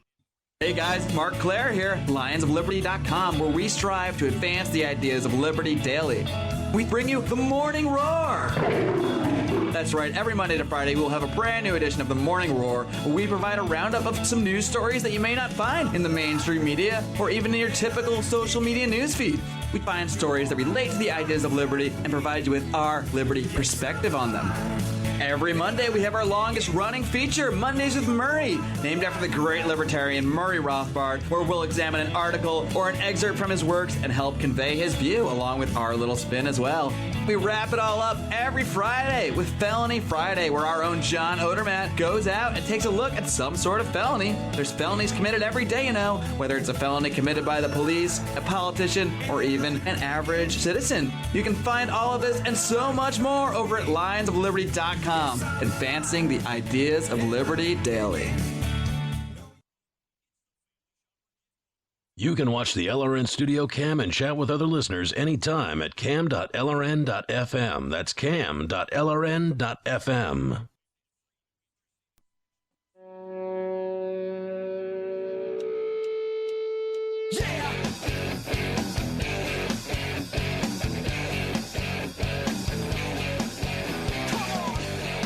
It's Free Talk Live. You can join us here. Toll-free number 855-450-FREE. I especially want to hear from you. You can bring up anything you want, but I do want to hear from people who've actually tried virtual reality, specifically tried Google Cardboard, which is sort of like marketing itself as the poor man's virtual reality headset. If you've already got a smartphone, and the majority of American adults do, and certainly probably the super majority of American teenagers and young folks have, then this is a cheap way to jump into the world of virtual reality. Now, should you? Is this going to impress people? That's some of the questions that Ars Technica is going to ask here. We'll get the critical side of this news. Wired.com seems very, very excited about the fact that the New York Times, in its Sunday edition this coming weekend, is going to distribute 1.3 million Google Cardboard headset devices, with the intention that the viewers, or that the people who will put these devices together, because it will take a few minutes to put it together, that those who do put it together will watch the New York Times new documentary, which is filmed in 360 degrees. And so a little bit more here about their project. The director of project management for VR at Google said what really drew us to the Times, besides obviously their great reputation and tradition of journalism, was their vision, he said. He said the two companies started discussing the partnership at the South by Southwest Festival back in March, and Google immediately saw it as a great fit. He says that this is another, I guess one of the other people commenting said, what people do with it, how they use it, and what the New York Times and Google do with it afterwards is part of the answer. You hope they use it as more than just a gimmick. And that certainly is the plan. According to Wired, in the best-case scenario, Google says the focus on well-produced episodic VR content could make the New York Times VR app a groundbreaking moment for the medium. I'm very interested in what episodic content might look like for this 360 virtual reality thing. Yeah, and the reason is because, I mean, it's going to be, to me, it seems like a challenge to tell a story with this 360-degree thing. Now, I mean, it's pretty awesome to say, you know, do this 360 thing on a drone or a remote control helicopter over a beach or a city skyline or a park or something like that, and see folks running around and throwing frisbees for dogs and stuff like that. But you get how that would be. You'd run out of interest after, say, 2 minutes on that. You know, if you've got this beautiful vista like Red Rock was when I went to Las Vegas just last week, you know, that would be really impressive to see for 90 seconds. Right. After that, I got to wonder, what are you, I mean, you know, is it that much different than any other content. You guys are meant to look over here in this section of the 360 area, and it's more than 360. It's basically 360 and 360. Yeah, I don't know how you describe that. Apparently the lenses are called spherical lenses or spherical lenses. I don't know, but it shows just about every direction, up, down, and side to side that you can possibly go. You can turn all the way around and keep turning around if that's what you wish to do. I would imagine that if they were to do these videos regularly, they would limit some of your view. So maybe everything in front of the camera, you'll have this option to look around, whereas behind the camera, you'll still have your. I don't know. You still have your. I'm looking at. So I went to NewYorkTimes.com, and I'm looking at some of their documentaries. Their little 5-minute videos here, and they are really sharp looking. And they're 360? No, they're just regular videos. Oh, okay. Because my big question is, all right, well, this is a print newspaper. I mean, why would they invest any time or energy into something like this? Because they know they got to do something new. They got to bring something fresh to the table. Well, it looks like of course, I'm not listening. I'm only watching the video. It's very well produced. Mm-hmm. It looks entertaining. It looks like something I might want to watch. But there's not a whole lot of videos available. So I guess this is something they really need to jump on in order to make a project like this actually work. Well, yeah, I mean, they are releasing a new app, the New York Times VR app, which apparently will be free. Now, I don't imagine the subscriptions will be free, but I don't know. It'd be interesting to see how where they go with this. Their guy says that, quote, we didn't want to do something that was just a gimmick or a one-off. It was clear they wanted to do something that mattered and to do it at an unprecedented scale. This isn't a one-time commitment. It's a commitment to tell multiple stories. And so I don't think that's what VR needs, so I think that's what VR needs today, he says. It needs to go beyond just demos and gimmicks and into actual, consistent, episodic experiences that draw the viewer back again and again. The story at Wired.com goes on to say, if you already have your own Google Cardboard viewer or another smartphone-compatible VR headset, you may be able to see their documentary, which is called The Displaced, before the November 7th issue lands at your doorstep. According to Silverstein, the New York Times VR app for iOS and Android will launch on November 5th, and the app will include the latest film as well as the previous project shot in April. After the app launches, the VR experiences will also be available as YouTube 360 videos and a 2D desktop video. Silverstein says a third VR film is slated to launch in December, a fourth in 2016, and that VR content holds a lot of power and importance for the future of journalism in general. And while VR journalism is so futuristic that it barely even exists yet, Silverstein says the New York Times tradition and existing infrastructure are central to their virtual reality strategy. He says, quote, you bring the expertise that the New York Times has in the context of international reporting, our deep roots in that very type of reporting with our bureaus all over the world, and our knowledge of how to operate in these very difficult environments. And you add to that a new technology like VR, and we're simply able to take it places that no other company could. The reason why the New York Times is able to do that is because of the legacy print operations that we maintain. It's allowed us to have these great delivery systems and can put it into the hands of all these people. The hardware is deceptively simple and brilliantly so. You know what's next, don't you? A year from now, we're going to have our first VR-wearing casualty. Some guy's going to wander out into the road and get hit by a bus. You think it'll take a year?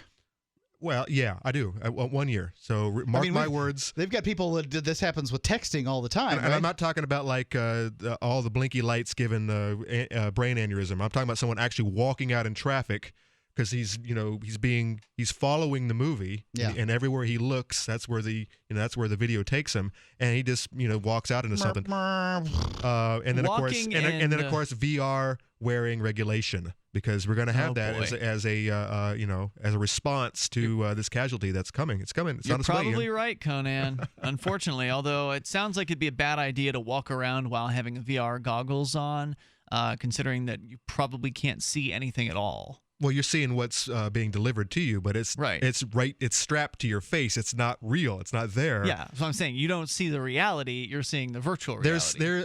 I watched a video. There's some company out there they have a whole haunted house type of a virtual reality game set up. Yep. Where the entire room, the building, is part of this virtual reality game.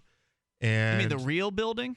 They have walls that move, and they have an elevator that takes you up in the VR or in the real life. Both. So the real life and the VR are working hand in hand. So you're talking about augmented reality. So you've got like steam coming out of vents to give you that sense of heat. But the steam doesn't exist, or the steam does exist. No, it does exist. So there are two parts of the VR experience. So you have reality, which is, but you can't see it, of course, because you have this thing strapped to your face. But you know, let me see if I can bring that up. It sounds cool. I remember there was some sort of tech demo that I don't know if it was Microsoft or whoever it was, but they had in this tech demo they had like I guess goggles of some sort, and the person was in an office, you know, just your typical cubicled, boring office environment, and they have a program that you can run that will essentially create a video game in wherever it is that you are. Apparently. Yeah. So you would pick up a gun in the game. You don't have a gun in real life, but in the game, your hand has a gun in it, and then these characters start coming in. Wouldn't it be better to have some kind of, like, I don't know, a little BB gun with a hopefully an orange tip on it, so that you can get the feeling the feel of it? Yeah, maybe of a gun, you know, like you can pull the trigger. That would be better, wouldn't it? I'm sure that's coming, Mark. This is, you know, an early tech demo, basically. And so essentially was that augmented reality where you're seeing what's happening in front of you. You're seeing the office that's real, but then there's these computer-generated characters that are like jumping in through the windows and coming in from the ceiling or whatever, and you got to shoot at them, which looked really intense. 855-450-FREE. That's 855-450-3733. So this sounds great. 1.3 million VR devices being given away this weekend to the New York Times subscribers. What could go wrong? You can control your health care with Liberty Health Share. Liberty Health Share is like-minded people coming together to share medical costs, which saves money. You don't even have to pay for procedures that violate your conscience. Because we all share the same values. Join the movement of people who share in medical costs and change the way you pay for your health care forever. Go to libertyhealthshare.org to find out more. Liberty Health Share. Together, we're changing healthcare for good. libertyhealthshare.org. Are your kids spending too much time online? Are they gaming instead of doing homework? Are they on Facebook instead of sleeping? Turn their internet access on or off when you want for free at webcurfew.com. 100% web-based interface means nothing to download, install, or configure. Web Curfew is free and controls any device using your home network without slowing down your internet. Block all adult web content with the click of a button. Don't let the internet raise your kids. Take back control of how and when your home internet is used for free. Visit webcurfew.com. Are your Google search results killing you? Unflattering content in blogs, news articles, online reviews, social media, or other sources can jeopardize your reputation, your business, and your livelihood. Let Reputation.com help. Our patented technology will make the truth about you more visible while pushing down unwanted negative content. Improve your Google search results. Call Reputation.com at 1-800-831-0771 for a free consultation. That's 800-831-0771. There are hundreds of silver products on the market today, but there's nothing like the astonishing health benefits of the multi-patented One Silver Solution. Boost your immune system at a great price with our Silver Solution Liquid, starting at $12.95 a bottle. Now available in regular and extra strength. That's half the price of the leading competitors. Call 844-USILVER for your free catalog, or go to OneSilverSolution.com. OneSilverSolution.com. There is only one Silver Solution. Why did you move to the Shire? I moved here to the Shire because there's other people around who take liberty just as seriously as I do. I moved to the Shire because I saw videos of people challenging authority and thought that I could get support myself.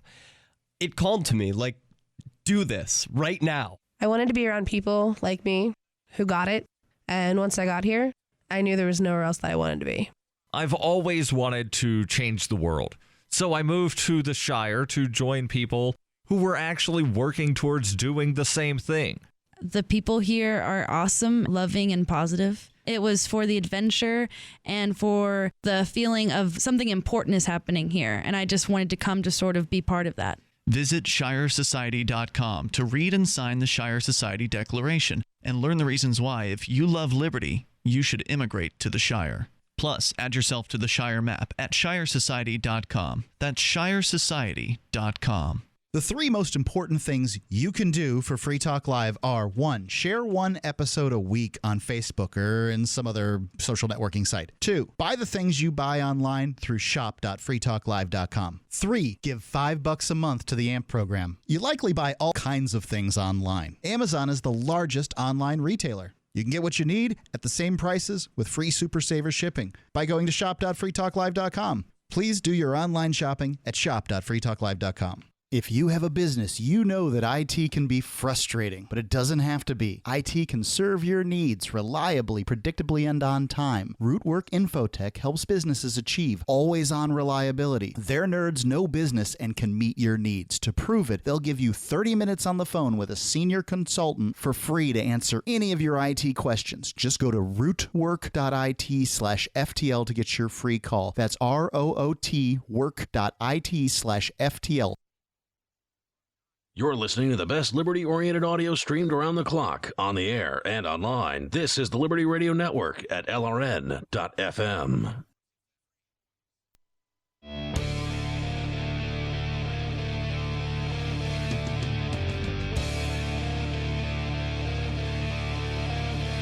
It's Free Talk Live. Join us toll-free at 855-450-FREE. That's 855-450-3733. Joining you tonight, you've got Ian and here. Conan. And Mark. And don't forget, you can join us online. We got all kinds of features on our website. And you can now order Free Talk Live shirts. Go to gear.freetalklive.com and you can place your order there for the brand new Taxes Are Theft version of our Free Talk Live shirt, or just the one with the plain old Free Talk Live logo on it. I checked on them, and they're going to be produced this week. You mean the pre-orders? The pre-orders, right? And so, now you can just go ahead and order them. So now it's not a pre-order phase. It's just you place your order, and they'll send you one. Okay, cool. Gear.freetalklive.com.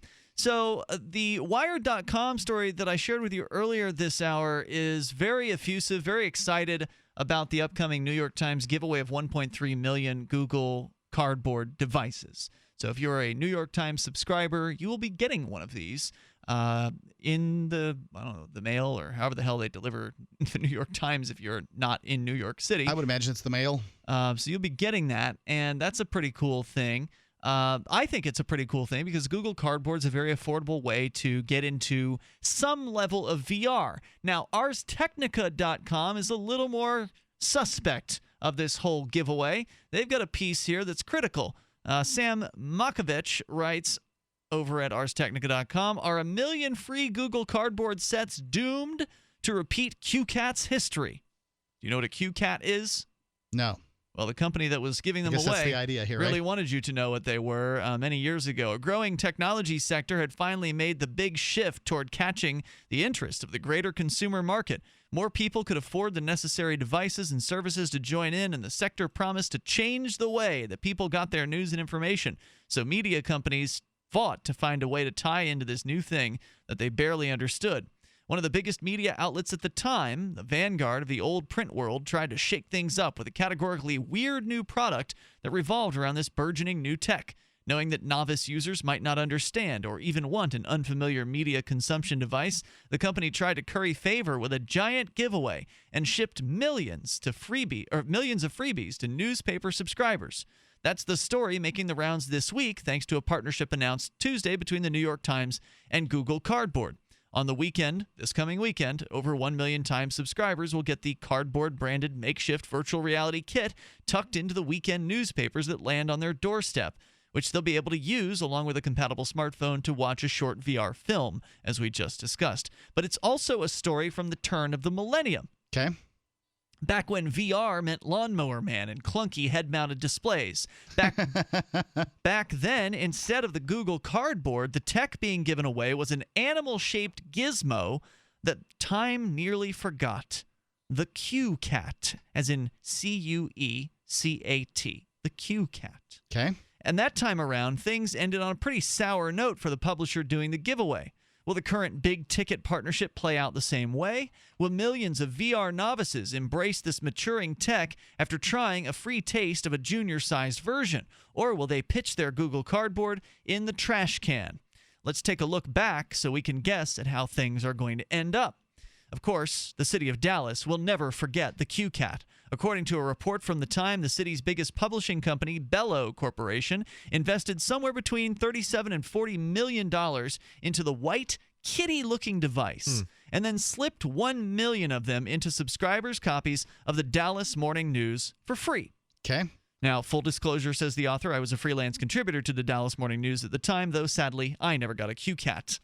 Thousands of subscribers to Forbes, Parade, and other publications also received free QCats, along with instructions on how to use the things. The barcode scanners, designed to work on both Windows and Mac, plugged into your home computer via the PS2 port, and included a pass-through PS2 cord. What's a PS2 cord? PS2 is the old connector for keyboards and mice. They were circular-looking connectors. Circular with like little pins. Little pins in them. Okay, gotcha. Some computers still have these. So it included a pass-through PS2 cord so users could still connect their keyboards. So you would plug the QCat in, and then you could plug your keyboard into the QCat plug. Okay. Got it? So, and then it required an install of the awkwardly named Conan CRQ software. Once set up, users were encouraged to carry their favorite print publication over to their computer, load the CRQ app, and press the QCat scanner on any barcode they saw in the newspaper. This would load web pages with, quote, more information, unquote, about whatever the code was next to. The trouble was that most of the time, QCat barcodes simply loaded web versions of the same story, as opposed to actual supplementary content or breaking follow-up stories. Okay, I see a difference in these two things. There's a big difference. Right, a QCat is basically a useless plastic computer item that took a great deal of installation and needed very little in return. Yep. People have been waiting for virtual reality at the least since when they saw Star Trek: The Next Generation, right? I mean, once you saw the holodeck and them having their adventures out there and fighting gangsters or whatever it was they were doing on the holodeck at any given time, that's when we were waiting for virtual reality. No doubt. So I think that this is much more anticipated, if you know what I mean. I agree with you there, but they make some good points coming up, Mark, as to why this may actually fall flat on its face. Okay. I mean, I agree with you. On its face, the QCat seems really inferior to the Google Cardboard. No doubt about that. Okay. And by the way, Mark, I'm looking at the history of virtual reality, and one of the first was the Viewmaster. And even before that, you had some of these photo viewers, even during the early days of photography. The Viewmaster is 75 years old, apparently. It's pretty old, and I've always been amazed how neat they look. You can see, you can plug in whatever pictures you have available on these cards, and if the next step, of course, would get those pictures to actually move, and then of course the step after that is to actually interact with those. That's actually, we were talking about this last night. The React channel on YouTube, they have a video that just came out a few days ago with the new Viewmaster, which is a Google Cardboard. And so they have a new Viewmaster that has just come out this year that allows for interactivity with environments and things like that. Cool. Pretty cool. So back to the QCat, though. The device's support ended pretty quickly in 2001. So didn't even last a year. And by then, the QCat's few participating outlets didn't even have regularly updated websites. QCat could also scan UPC barcodes, and if the scanned product was in the company's database, then it would load a web page for the product in question, but that database was spotty and wildly incomplete compared to the wealth of barcodes out there, and the QCat scanner sometimes needed a few swipes before registering the code, especially if it was printed with smudgy newspaper ink. Worse, enterprising users quickly confirmed the app was transmitting private user data, including email addresses and search histories. It's a spammy, nasty little thing on the top of it. Including email addresses and search histories to the device's manufacturer, Digital Convergence. Major QCat funder Radio Shack later offered a $10 coupon to anyone who's affected by an eventual private data leak. Now, QCat and its investors made some bold moves that tried and failed to connect the dots between old print media and new internet publishing methods, and put a lot more faith into a free giveaway than they probably should have. It failed to deliver an out-of-the-box experience that convinced its users that a slow, cumbersome scanning process was any easier than just typing things into a search engine, and most users tossed the QCats into the trash. Still, in spite of the company's quick implosion, its long-defunct hardware has lived on thanks to hobbyist efforts. Well, that's funny. So for one, the QCAT and the cardboard, likely you will lose a great deal as far as a percentage-wise of these. There's a 1.3 million of these cardboards being sent out, and I assume that I would assume that their assumption is they're going to lose half of them. Probably. Half of them will just get thrown away by confused people. What's this crap? Right. Straight to the trash. I mean, that's what happens with things in the newspapers. But you still have 650,000 cardboards out there, and that's worth whatever it is. That's worth half of what having all of them out there would be. And I don't know whether it's worth it or not. That's up to them to decide. But you have to take risks if you're in business. I think that the money spent on the actual materials for these cardboard binoculars are a drop in a bucket. There's nothing. I mean, they're talking about cardboard and a couple lenses. Yeah, I think the majority of the money is going to go into the production of the app software that's going to be able to run this program on your whatever phone you're using. Yeah, for Google, this is nothing. I mean, this costs nothing to send these Google. And like the caller out. said earlier, this is bait. This is a way to get more people who would never pick up something like this to say, hey, look, this is a great idea. It's pretty shoddy. Maybe I want to buy a better one. Well, that's the big question here, and Ars Technica does investigate the question of, are people going to be impressed by the Google Cardboard? Is this what you want someone's first experience with virtual reality to be? Is this kind of cheapy device? The ViewMaster is a really cheapy device where you just looking through it and it's super popular. You just turn in a handle. It's Free Talk Live. Hour number 3 is coming up. Share your thoughts.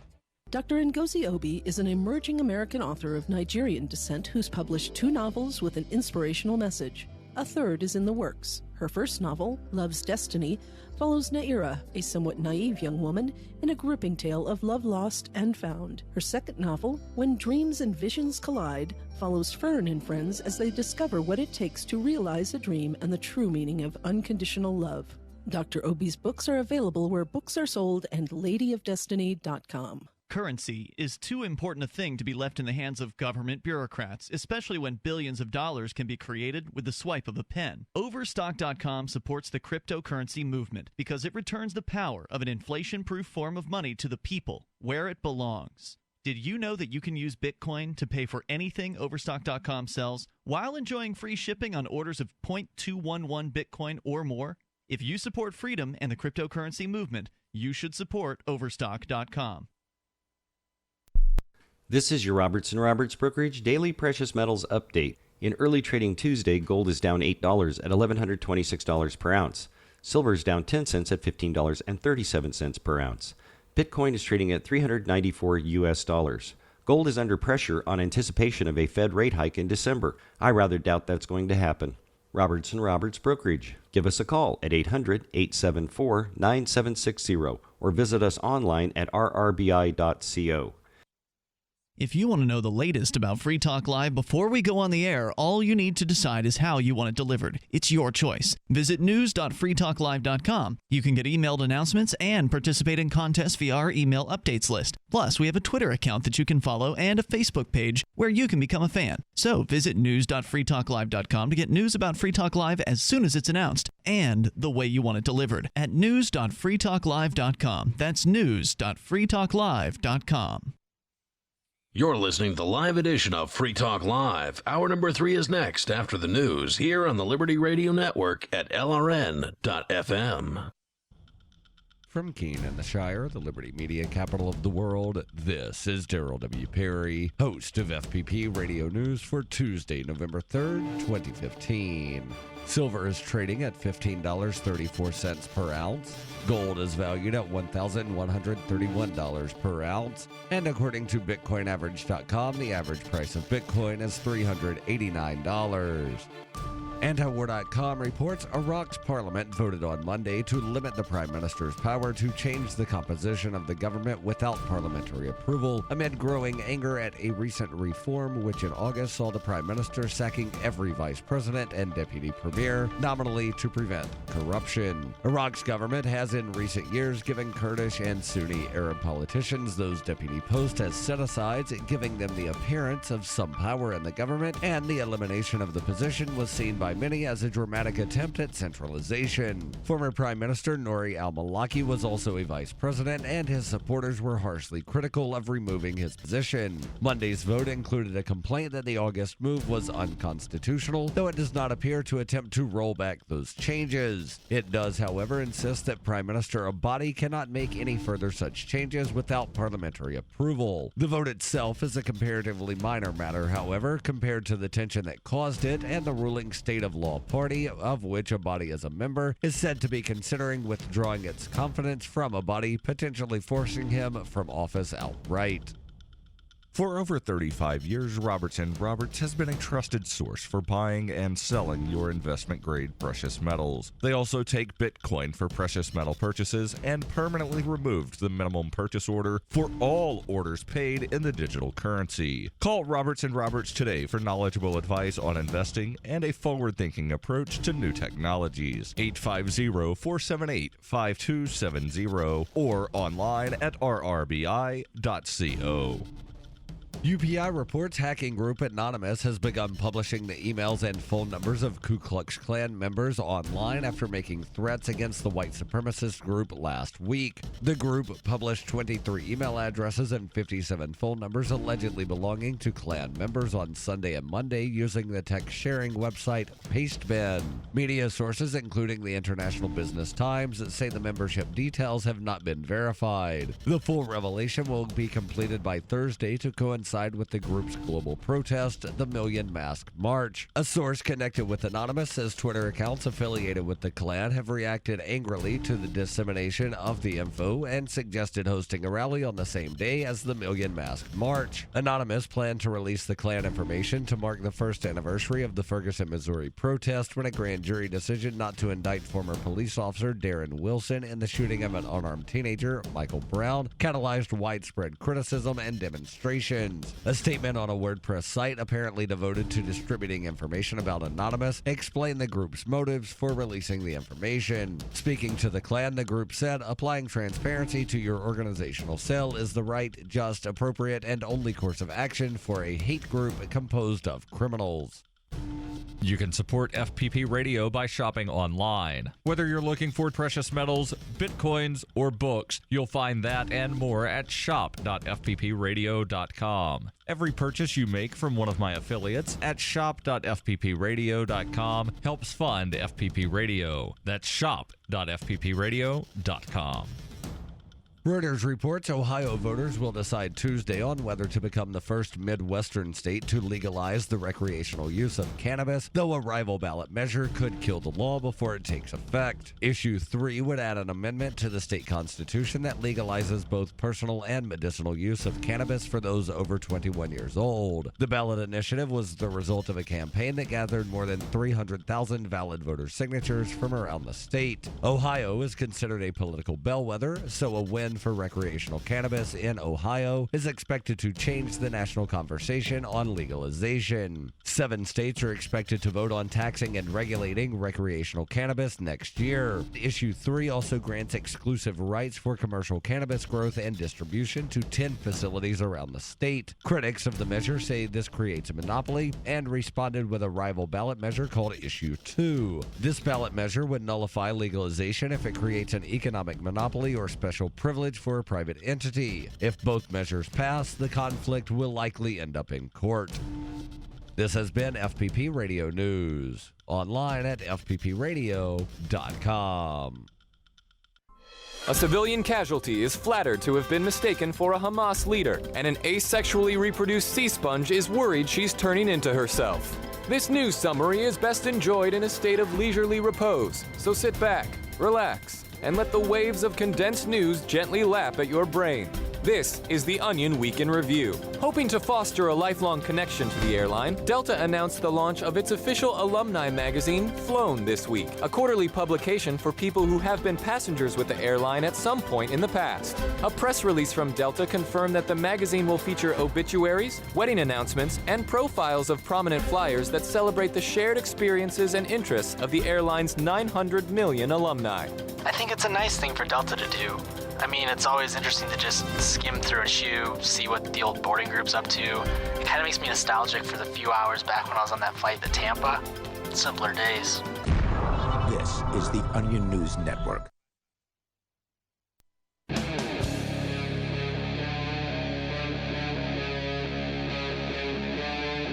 Free Talk Live.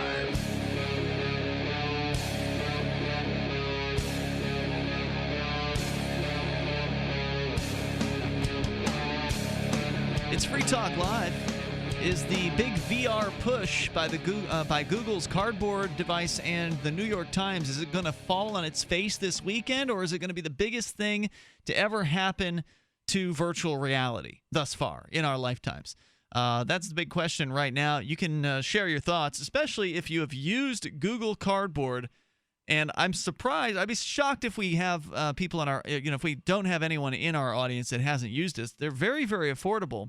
You can go out and get one of these Google Cardboard devices for, less than $20 in some cases, and it gives you basically nearly instantaneous virtual reality glasses.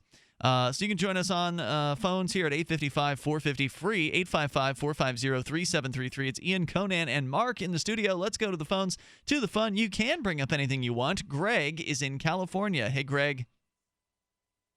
Hey, how's it going, Hey, guys? Greg, you're on the air. Go ahead. We're talking about Silicon Valley-related stuff. I wanted to talk about how San Francisco has the most expensive housing market in the country, and the latest brilliant progressive measures on the ballot are sure to make the problem worse. Isn't one of them to basically highly restrict Airbnb? That's a huge one. They want to highly restrict Airbnb by encouraging neighbors to spy on each other. And they also want to ban all housing developments in certain parts of the city for the next 3 years because they think that reducing supply will reduce demand in an economic belief no one buys. They also want to build taxpayer-subsidized housing for people making $120,000 a year. Wow. Listen, it's very simple. The people here eat this up in droves. It's insane. I'm embarrassed to admit that I live here. It was a huge mistake. If you recognize this is broken, you just have to go. It's time to start planning to move. This is not going to get fixed. Well, I heard you, man, and that's why a lot of people are leaving California and the rest of the states. If they love liberty and they're coming to New Hampshire as part of the Free State Project, that might be something you'll want to consider taking a look at. We actually just had a couple new movers come out here from San Francisco specifically. They drove all the way across the country. I think his name was Robert Taylor.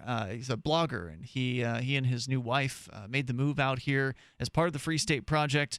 So, you might want to consider that. I'm with you guys. Keep up the good work. I might check out his blog. All right. Hey, real quick, Greg. Oh. What are you paying for housing in San Francisco? I'm getting a deal. I pay $2,100 a month for a 425 square foot studio. The median one bedroom is $3,500 a month right now. If you want a decent one bedroom, it's $4,500. That does sound like a deal. $1.3 million. So progressive paradise. So, I hope that the paychecks are commensurate with the housing cost out there. Kind of, but this is the problem, right? Is that and the other thing to remember is we also have horrendous traffic, right? Because the liberals are against any kind of freeway renovations. So you will spend your life split between commuting to your stressful job that you have to keep up with because you have to make an insane amount of money to pay off your house. I think it's a terrible lifestyle. I think people are trapped in a rat race here and they don't see it. Thanks, Greg, for your call tonight. I appreciate it. Our friend Derek J. Freeman actually just moved out to San Francisco on sort of just a whim, basically. He's got a boyfriend who's out there that he met at PorcFest. Whim and might be a strong term, but yeah, Well, eventually they're going to come back. I think it's kind of a whim. I got that feeling. I mean, they look really good together and they're happy. Oh yeah, absolutely. But I think that I think a lot of people in our movement are they float around with the wind. I mean, whatever floats their boat, whatever. They're always changing their mind about things, and it's just they're living their lives. And that's fine. Everybody's got their own journey, their own path that they're on. But man, it was a real shock for him when he got out there. Oh, yeah. And it's hard to find a place to live. Very, very hard. I mean, even temporary places to stay. He ended up getting a room in a house run by some sort of little dictator. Who and you can't blame somebody for if you're dealing with tenants, there's all kinds of problem tenants, so I can understand having a bunch of rules for people, but apparently each of the tenants in the house has a form that they have to fill out on Google Docs every single day that is like a checklist of things that they're supposed to do to keep the house in ship shape or whatever. And so if you don't fill out the form, you're in violation of your lease. And it's just a lot of micromanagement. There's a form going on. Form. And it's $750 per month for a very, very small windowless room that he's staying in there. Plus all of these responsibilities around the household as well. Is it a lot of responsibilities, or just that you have to fill out the form? It's a list of every person is assigned certain roles and tasks. Outdoor things that one has to do? I'm not clear. Because there's just not that much to do indoors to keep a house in ship shape. There's cleaning and things like that. Things have to be cleaned. Whatever. So it was ridiculous. This was basically his only option, and he didn't really have anything else that he could do. If I was to take on tenants, Ian, I might fall into that. I mean, the only time I've ever lived with people is like in the military, and I cannot stand it. I mean, it is very hard for me to. I mean, I can have people over, every now and then, but to actually live with them and have to worry about their beard hairs in the damn sink or them leaving dirty dishes or whatever. I mean, and having to. Oh God, people are horrible. Well, I mean, if I've got a lease with people, it'll have certain requirements, but it was nothing like what Derek was dealing with at this place in San Francisco. You can join us here. Our toll-free number is 855-450-FREE. That's 855-450-3733. We've got Will on the line in Tennessee via Skype. Hello, Will. Hey, what's up, guys? How you doing? Hey, what's on your mind tonight? Well, I wanted to bring up a debate that's happening here in Tennessee, and I have a feeling it's going to move to other states. With government getting involved in school, we've seen the continuous decline in the American standing internationally in academics in every single subject. I mean, our kids are all. But we spend more money than any other country on our education. Both of these things are true, but there are plenty of. Every other nation that has these schools, their governments are involved in their schools too. Why is it the United States government, somehow screws up education versus these other governments that are doing education? I think it's the size. I mean, if you're talking about Sweden, I mean, what's the population of Sweden? I don't know the answer. Couple mil? A few million, probably. So, I mean, yeah, they might be able to do it, but we're talking about, a huge country that's, a huge portion of the globe. 9.5 million in Sweden. There's just too many corners that people can get sidetracked, or where bureaucracy can get run right off the rails in a country this size. Well, what do you think, Will? Go ahead. Well, now, if it's not bad enough that we have government controlling the standards of education, in the state of Tennessee, we now have they're now pushing a bill so that the legislator has control over curriculum in Tennessee. What information is deemed factual or infactual, what goes into textbooks, will be decided by legislators rather than academics and people qualified in the field. Basically to the point almost that it sounds like popular opinion will decide what will be taught as history in Tennessee classrooms if this bill is to pass. Sounds pretty scary. So what are you going to do about it? Well, we've been working against it here. I just had a good friend of mine that went on an on-air town hall in Nashville to discuss it. Of course, anytime that they were discussing, the Muslim guy that was there was talking, the Fox News people would put him in a small square and run video of ISIS on the screen. God, are you kidding me?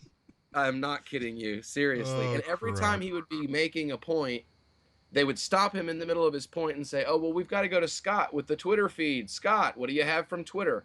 So, I mean, you can tell that it was, basically a setup of,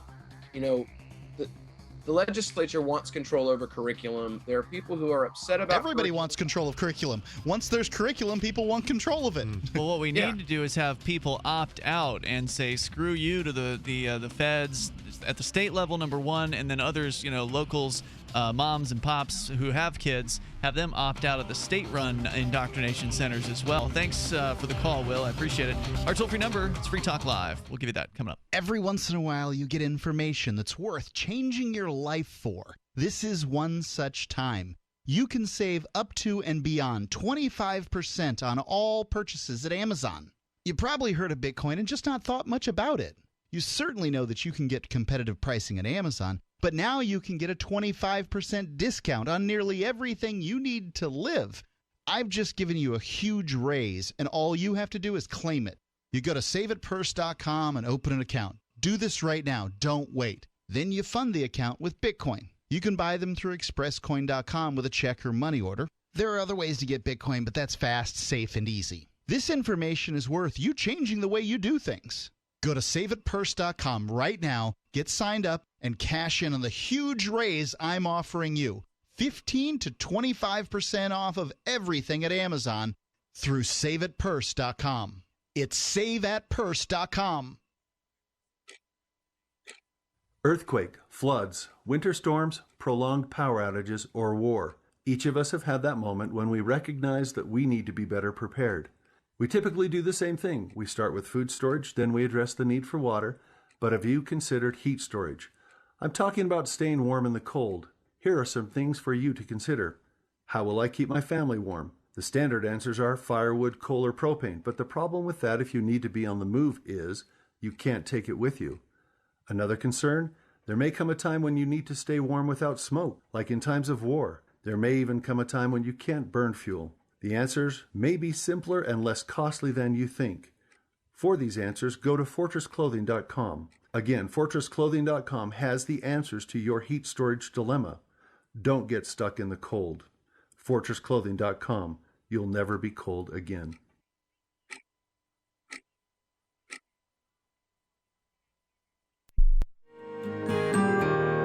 So the protection of life, liberty, and property is what the Free State Project is all about. But it's an effort to move 20,000 people who understand. It's about demonstrating to the entire country that, yeah, we can have a free market, a truly free market. Making it just a freer, great place to live.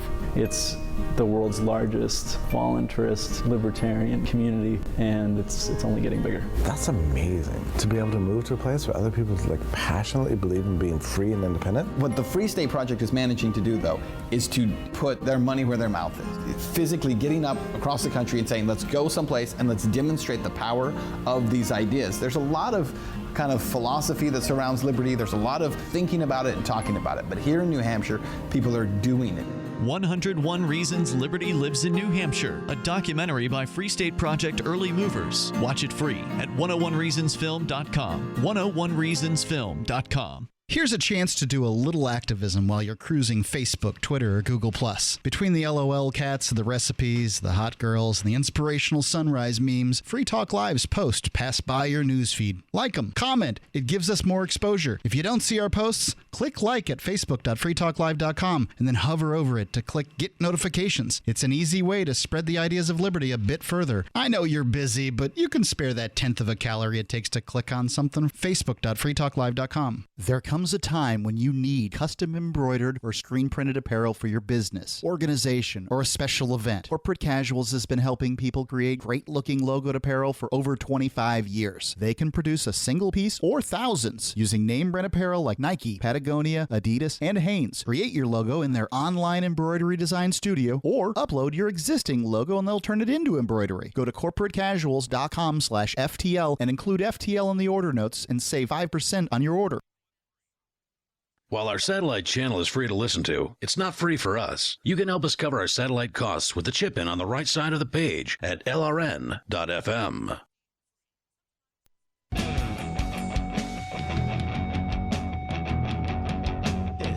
Talk Live. Join us right here, toll free, 855-450-FREE. That's 855-450-3733. Also, you can join us on Skype. Skype username here is lrn.fm. With you in the studio tonight, it's Ian. And Conan. And Mark. And I want you to know about shop.freetalklive.com. Go there to get your shopping taken care of. Of course, the holiday season is basically upon us at this point, and so you're probably thinking about getting some gifts for your loved ones.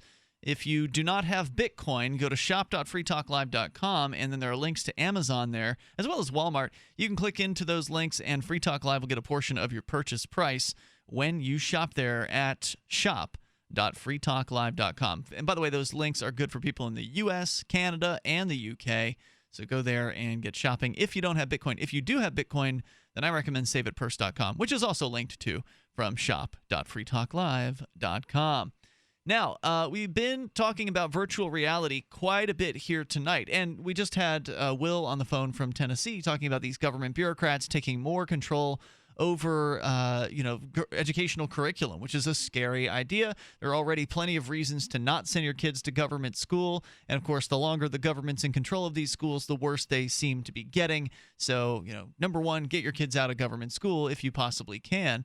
And what educational methods will virtual reality be bringing to the table very, very soon that previously, kids have been used to sitting in a classroom the whole time when they're being educated. With virtual reality, if you want to take some kid to the Amazon jungle or whatever, you don't have to leave your home. You just put on this virtual reality headset and you can go learn about all the species in the Amazon jungle. They got the Viewmaster thing with like the African plains where you can, click on the elephant and it'll tell you what its scientific name is and give you stats and facts about it and things like that. Or maybe straight to the moon to take a look at them footprints and those flags that are supposedly standing up there somewhere. I don't know if they have that part, but they do actually have a space system kind of thing where you can go up into space and move around and fly around. It looks really cool. Places on Earth that you cannot experience through pictures. No doubt. You can get an idea of what they're like, but you can't. Like deep sea diving and stuff. There's just all kinds of them that you can't get the perspective, right? Through a picture, you just can't. You can't be awed in the same way. You go look at some pictures of the Grand Canyon, you'll find that there's some really great pictures of the Grand Canyon. Yep. And then once you go there, no picture can do justice to the Grand Canyon. So I think these VR glasses might have an opportunity to give people, get them much closer to being there in real life. Yeah, I agree with that. So we were telling you about ArsTechnica.com and their critical opinion of the upcoming major release of Google Cardboard. You can go and get Google Cardboard right now if you want.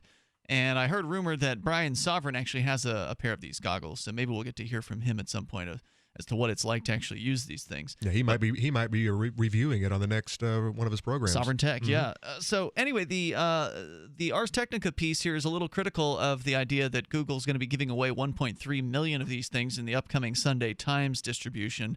And they flash back to the year 2000 when the Dallas Morning News gave away 1 million of these things called the QCat, which is basically a barcode scanner that they put barcodes in the newspaper, and the idea was you'd scan the barcode with the QCat, and it would take you to a website that would supposedly give you more information. Well, it didn't really work out very well, and the company went out of business the next year, and so it was a total wash. Now, obviously, that's not we're not comparing apples to oranges there, but it is a similar concept in that they gave away a technology device in a newspaper and hoped that it would work out, and it didn't. QCat and its investors made some bold moves, says ArsTechnica.com, that tried and failed to connect the dots between old print media and internet publishing methods. This was tried by other organizations. You still can see it to some extent as sort of like scan this QR code and find out more and these kind of things. They're trying it all the time for print media to span the gulf to digital media. And, maybe it makes sense, maybe it doesn't. I don't know. So the Times push for VR film distribution may face a similar pushback. Why not just watch the video on a flat, non-VR screen? Now, we've tested a lot of VR systems in the past year, says Ars Technica, and some of them offer very compelling answers to the question. When video content delivers on the promise of virtual reality, when viewers feel a sense of presence through elements such as head tracking and surround sound audio, the experience can feel transformative. But our Google Cardboard tests have not felt that way in the slightest. And here's here's the real, I think, meat of this particular story. The Google Cardboard system, which requires users to stick a smartphone into a cardboard headset contraption, then hold the thing up to their face to view VR imagery through custom lenses, differs from other major VR solutions in a few key ways. For one, the field of view is significantly smaller. Some estimate that the cardboard reaches about 60 degrees field of view compared to other head-mounted VR devices reaching roughly 100 degrees. That's a big difference. Think about the angle of 60 versus 100. Sure, it's huge. It's huge. The bigger issue is that the cardboard headset lacks a stable way to keep the view anchored to your head. Google's version of cardboard lacks head straps, and its paper construction allows a noticeable amount of wiggle. So as users move their heads, the smartphone display isn't always lined up consistently. Combine those issues, and you wind up with a moving image that looks a lot more like a high-tech ViewMaster than a legitimate VR headset. And truth be told, the ViewMaster picked Google Cardboard as the new ViewMaster is using that technology. The lenses do a good job of shoving your smartphone's pixel-rich image right up to your eyeballs, but every time you move your head, the rig fails to match the moving imagery in kind, so the transformative feeling is dashed and often makes users feel dizzy. This isn't helped by full-motion video that typically lacks a sense of depth, even when used with content created with a 3D camera. Most cardboard video apps and demos deliver images that look like giant flat panoramas wrapped around your head. The wide chasm between the best VR experiences and the one the Times will tuck into subscribers' newspapers is no small issue. It could be more damaging to VR's reputation and uptake than Oculus founder Palmer Luckey's dorky Time cover photo or other mainstream stories. The VR gold rush has begun in earnest, and it will be a shame if media companies' rush to VR relevance makes people sick of VR, literally thanks to wonky cardboard demos, before they get a taste of the best that modern VR tech can offer. Oh, yeah, I'm sure Google's going to screw this up. They've screwed up so much. Well, when you say that, what do you mean? They're talking about their experiences here with Google Cardboard. It's not, a professional VR device. This is sort of like the hobbyist's cheap version of VR. Well, and so the concern here is that this isn't going to impress. And who are their viewer? Their viewership is going to, what do they, who are they? These bunch of old newspaper readers. Yeah, 65 and up, probably. You might burn bridges with these people. If I looked at a VR cardboard application, I might say, yeah, this looks like crap. I bet there's some better applications out there. Yeah. And immediately maybe go purchase one for $60-$70 or whatever they're going for. But some old dude might be like, this is crap. This is horrible. And then if they even put it on. Yeah, exactly. And then that's the end of it. Then that's all you're hoping that they do is put it on. But these are the people who's and they've pointed out already in the story their only experience with VR up to this point is a ViewMaster in 1983, the last time that they did this. It's going to be better than the ViewMaster. It's going to be better than the View. It's the best VR experience they've ever had. That's true, but will it impress? That's the question. Have you had an experience with the Google Cardboard? What are your predictions for this major release of it this weekend? 855-450-FREE. That's our number. It's Free Talk Live. So you've got to take a state construction license exam or certification. Can't decide on what books or what chapters to study? Discover right now how you can eliminate unnecessary books and wasted study time. At contractorexam.com, our study materials zero in on state-required test topics in an effective, multiple-choice format. So whether you're a plumber, electrician, general contractor, or other construction-related trade, contractorexam.com will help get you prepared. Visit us at www.contractorexam.com today. Hunters, anglers, campers, and survivalists. Get back to nature. Expand your horizons with the highest quality, most versatile, unique slingshots and sling bows on the market at slingbow.com. Sling bow products are compact and models start from just $17.98. They're perfect for your bug out bag or storing in your vehicle. Give yourself and your loved ones the excitement and tradition of sling bow. A new frontier in archery and truly modern twist on this primitive survival tool. Feel the thrill only at slingbow.com. Anyone can publish on the internet, but not everyone is publishing material suited for online reading. According to the Yahoo Style Guide, it cautions that internet content has a few seconds, 3 or less, to encourage people to read more, to take action, or navigate to another one of your pages. So make it easy for readers to pick and choose. Isn't that the way you poke around online? Use short words, short sentences, short paragraphs, bulleted lists, and short pages. Front load what you write, putting the most important information at the beginning of headlines and paragraphs and sentences. Same goes for your keywords, what someone would likely type into the search box on Yahoo or Google. For more tips on communicating better online or in a job interview or everyday life, hit survivalspeech.com. I'm Holland Cook. Cryptocurrency and peer-to-peer tech developments happen fast. Stay in the loop with the Daily Decrypt, a new video channel and podcast that will keep you on top of the latest innovations in crypto finance, security, networking, transportation, and gadgetry like drones and 3D printers. Subscribe to the Daily Decrypt on YouTube and SoundCloud and be an early adopter of the future. The Daily Decrypt. So you've heard all 3 hours of the latest episode of Free Talk Live, and you're still hungry for liberty-oriented audio content? Did you know that we have another 24/7 audio stream at LRN.FM? The Liberty Radio Network airs the latest episodes of some of the best liberty-oriented podcasts on the internet around the clock. In addition to recorded content, you'll also hear live shows like Free Talk Live, originating from our Keene, New Hampshire studio. So listen anytime at LRN.FM. That's LRN.FM. Free Talk Live. They're the mafia. They function like the mafia. They think like the mafia. They hire people who think like the mafia. The only difference is they put on a front that there's something legitimate and legal and valid about all of it. Well, there's no Don in this particular mafia. The Don is the majority of people who went out and voted and then put their new Don in place. And sometimes the Dons change and sometimes they don't. Incumbents are very difficult to unseat, and but their henchmen stay in place the whole time. It's quite a sophisticated mob operation. It is. Well, it's the have. mafia that is so successful, that has so brilliantly pulled the wool over people's eyes, that they've actually gotten people to give them their children so the mafia can educate them into believing that they need the mafia. Right. We have free indoctrination camps.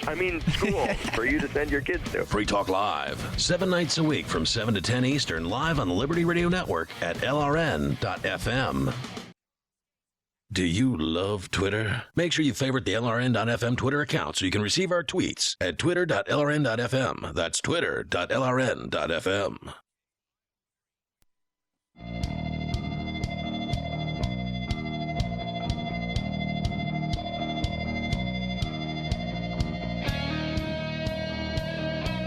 This is Free Talk Live.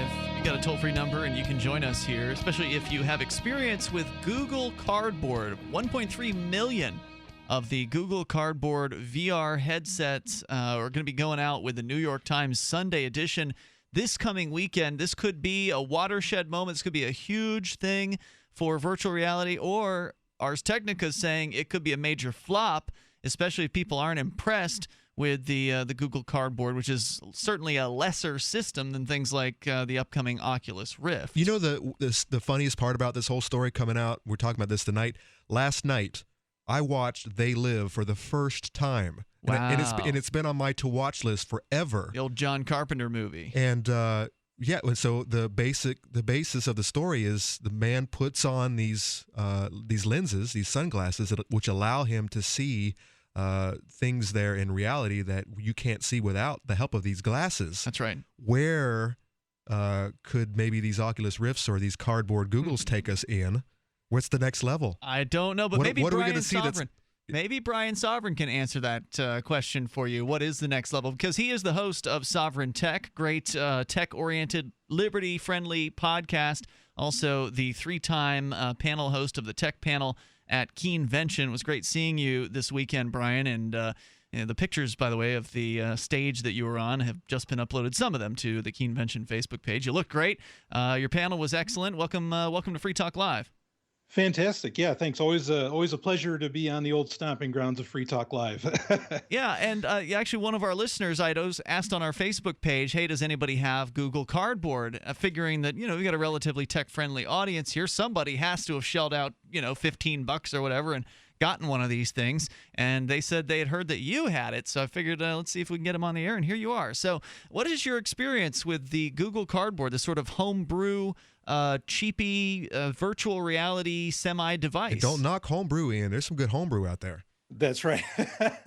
Well, this is the part of this that's to get people need to get over, I think, is that while, yes, it is just cardboard. In fact, actually, I was at the Bitcoin Investor Conference this past weekend as well, just before Keenvention, and I did a showing off of Google Cardboard because I did a full talk on virtual reality and Bitcoin. But the thing to get over is that really, Google Cardboard is only as good as your phone. And so even though Google Cardboard only costs anywhere from $7 to $30, if your phone is a $600 phone, you're actually getting really a $600 virtual reality experience. It's really not based around, the price of cardboard itself. I have quite a few copies. There's been 2 versions so far of Google Cardboard. They just released the second version this last Google I/O in 2015. And I think it's amazing. And in fact, what's really amazing about it is that it shows there's no barrier to entry to getting into virtual reality, because everybody really has, with the smartphone, everybody really has all the infrastructure that you need. They're the ones that your $200, $300, $600 phone is actually doing all of the hard work. Google Cardboard is just a little stereoscopic lenses. Yeah, it's just a mount. Right. So go ahead. Okay, so let me just run some of these critiques from Ars Technica by you and see what you have to say about this, because Ars Technica is saying that, first of all, for listeners just tuning in, New York Times is going to release 1.3 million of these Google Cardboards this weekend. So this could be a huge weekend for virtual reality in the United States. But their concern is that the field of view with Google Cardboard is way less than your typical VR devices, like 60 degrees compared to 100 degrees. But they say a bigger issue is that the Google Cardboard headset doesn't even have a strap, so you have to hold the thing on. Did you get a version that has a strap, or do you have to hold this thing the entire time? You do have to hold it the whole time, but there's people that sell, they cost like $3 on Amazon. You can buy these like Velcro sets that'll put a whole strap, right onto it. Yeah, so I mean, that easy. seems like a dumb thing not to have included, right? Like just a strap. Yeah, well, I mean, but consider for the New York Times, how much time do people spend reading the New York Times? I mean, at best, you can get through a newspaper inside of an hour, maybe a little bit more. So I don't think that's a big enough deal for the New York Times. So in addition to that, they say that, it does do a good job of shoving your smartphone's image right up to your eyeballs, but every time you move your head, the rig fails to match the moving imagery in kind. Now, is that something that you don't experience if you've got a really fancy phone, but if you've got sort of a mid-pack phone that, it's not going to be as nice or as smooth of a graphical experience? Yeah, I think that's the case. I have, like a quad core phone at 4 gig of RAM, all that stuff. I mean, I don't notice any issue. I mean, your smartphone is just a block of sensors. That's all it really is. And it has a microphone on it and some radios. It does very, very well as far as head tracking that I've experienced. And I've used quite a few different apps. So I don't know that I agree with them on this. What's a killer app? I mean, so if you've tried a bunch of different stuff out, what has been the most impressive experience with the Google Cardboard that you've had so far? Well, I think it comes down to personal taste, of course. When, like, say somebody's gaming, they don't. Not everybody likes the same style of game. Yep. The big thing for me with virtual reality, I just want to, was that Conan there that was mentioning watching They Live. Yeah. This is the thing I want out of this is the only reason I buy into virtual reality is I want to sit in a virtual 1980s theater and I want to rewatch the classic Star Wars. I want to watch They Live. I want to watch all these movies like I'm sitting in a theater. I mean, like that's special shoes that kind of like stick to the floor. Oh God! See, this is what I don't understand is that how that makes the most sense to me of sort of and we used the term episodic earlier, but I'm not entirely sure.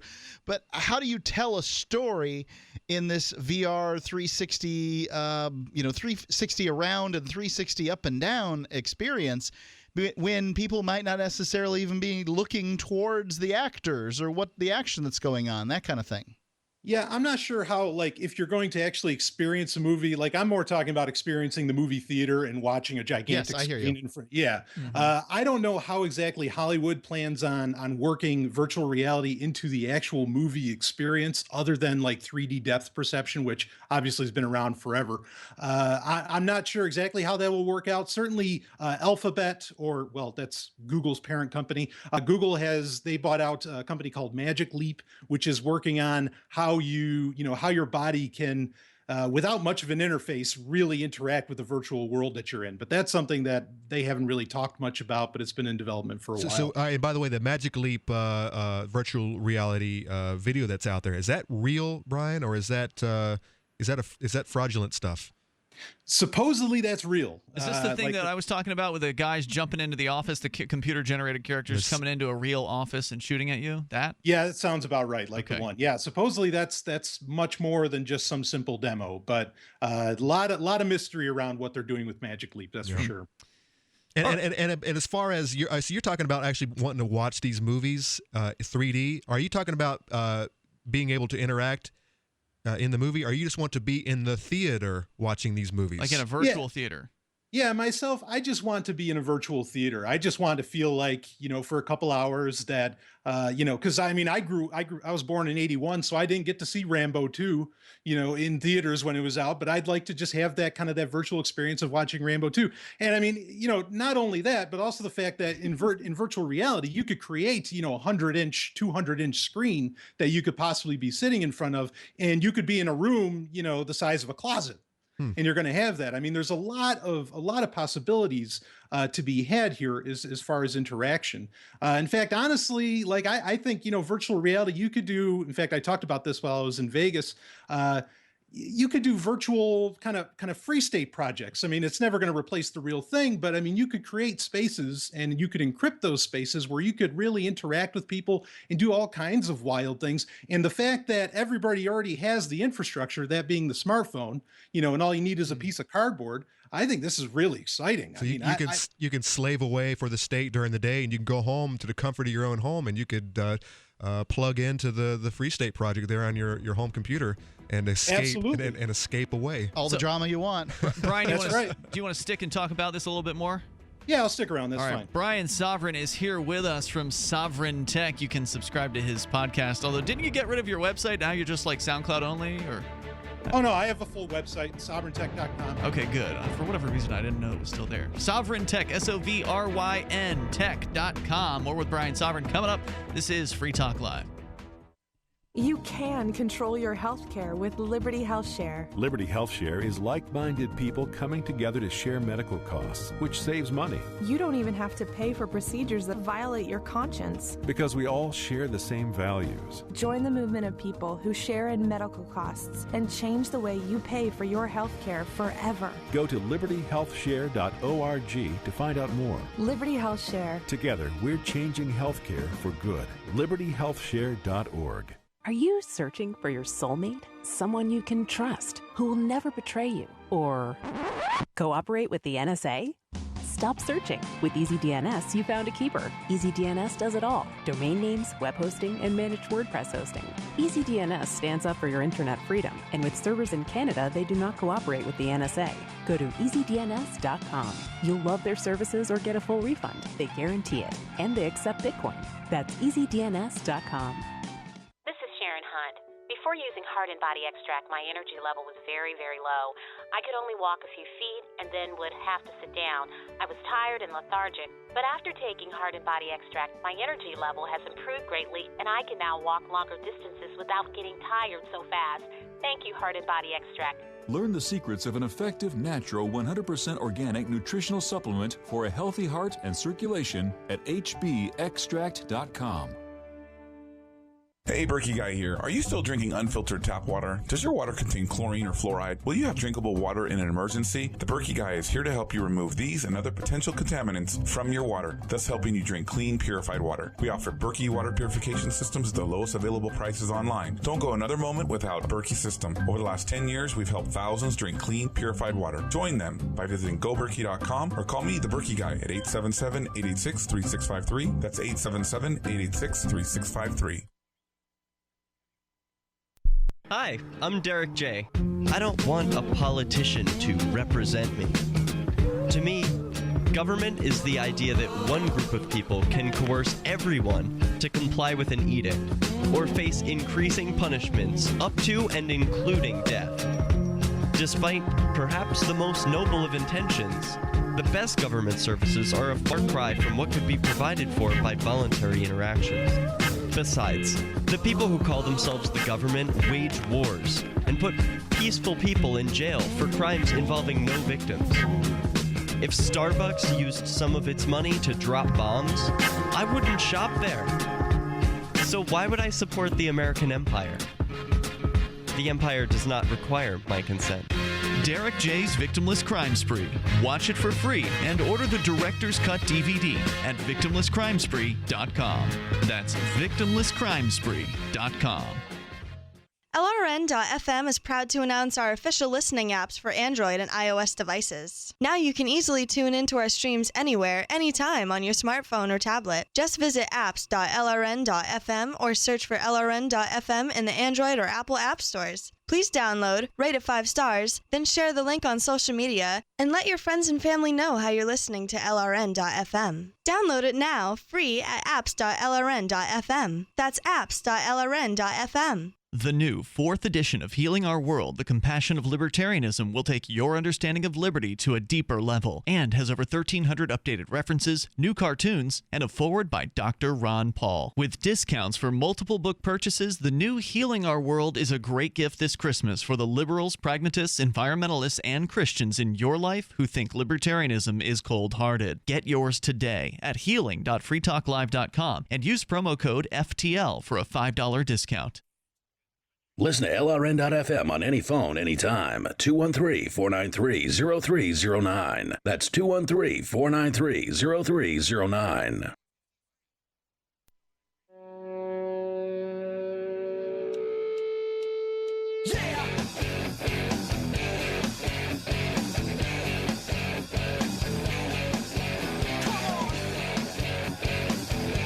It is Free Talk Live. You may bring up whatever you want, toll free at 855-450-FREE. That's 855-450-3733. We've got Skype as well. And you can Skype in at username LRN.FM.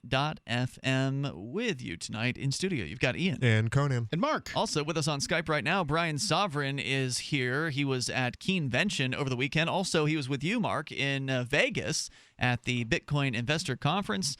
The Brian Sovryn Tech Panel. It's going to be a little while before I put out the official video on that because I release one per week, basically after Keenvention wraps up, and I do it in the order that they happen. But soon you'll be able to see that, probably sometime by the end of the year, would be my guess. So, Brian, thanks for sticking on with us here. Your website, Sovryn Tech, Sovryn Tech.com. That's where people can go to download your podcast, which is also called Sovryn Tech. And also your new video game. I think that's probably worth a mention. What's the new game? Tell me about it. Sure, appreciate all of that. Yeah, the latest game that I came out with is called Ninja Trek. And sounds awesome. Yeah. Yeah, and it's just a fun puzzler. Like if you enjoyed the more classic Legend of Zelda games and the like. It's an RPG, and yeah, it was a lot of fun to make. Not a terribly long game, but lots of action. Pretty cool little story in it, and it's just ninjas on a trek. So awesome. Yeah. So Pirate Trek coming next. Sovryn, that's right. SovrynTech.com. Now, we had you on the show here, and it was short notice, so thanks for coming on short notice. I basically sent you a message briefly a few moments ago, and you were willing to come on real quick.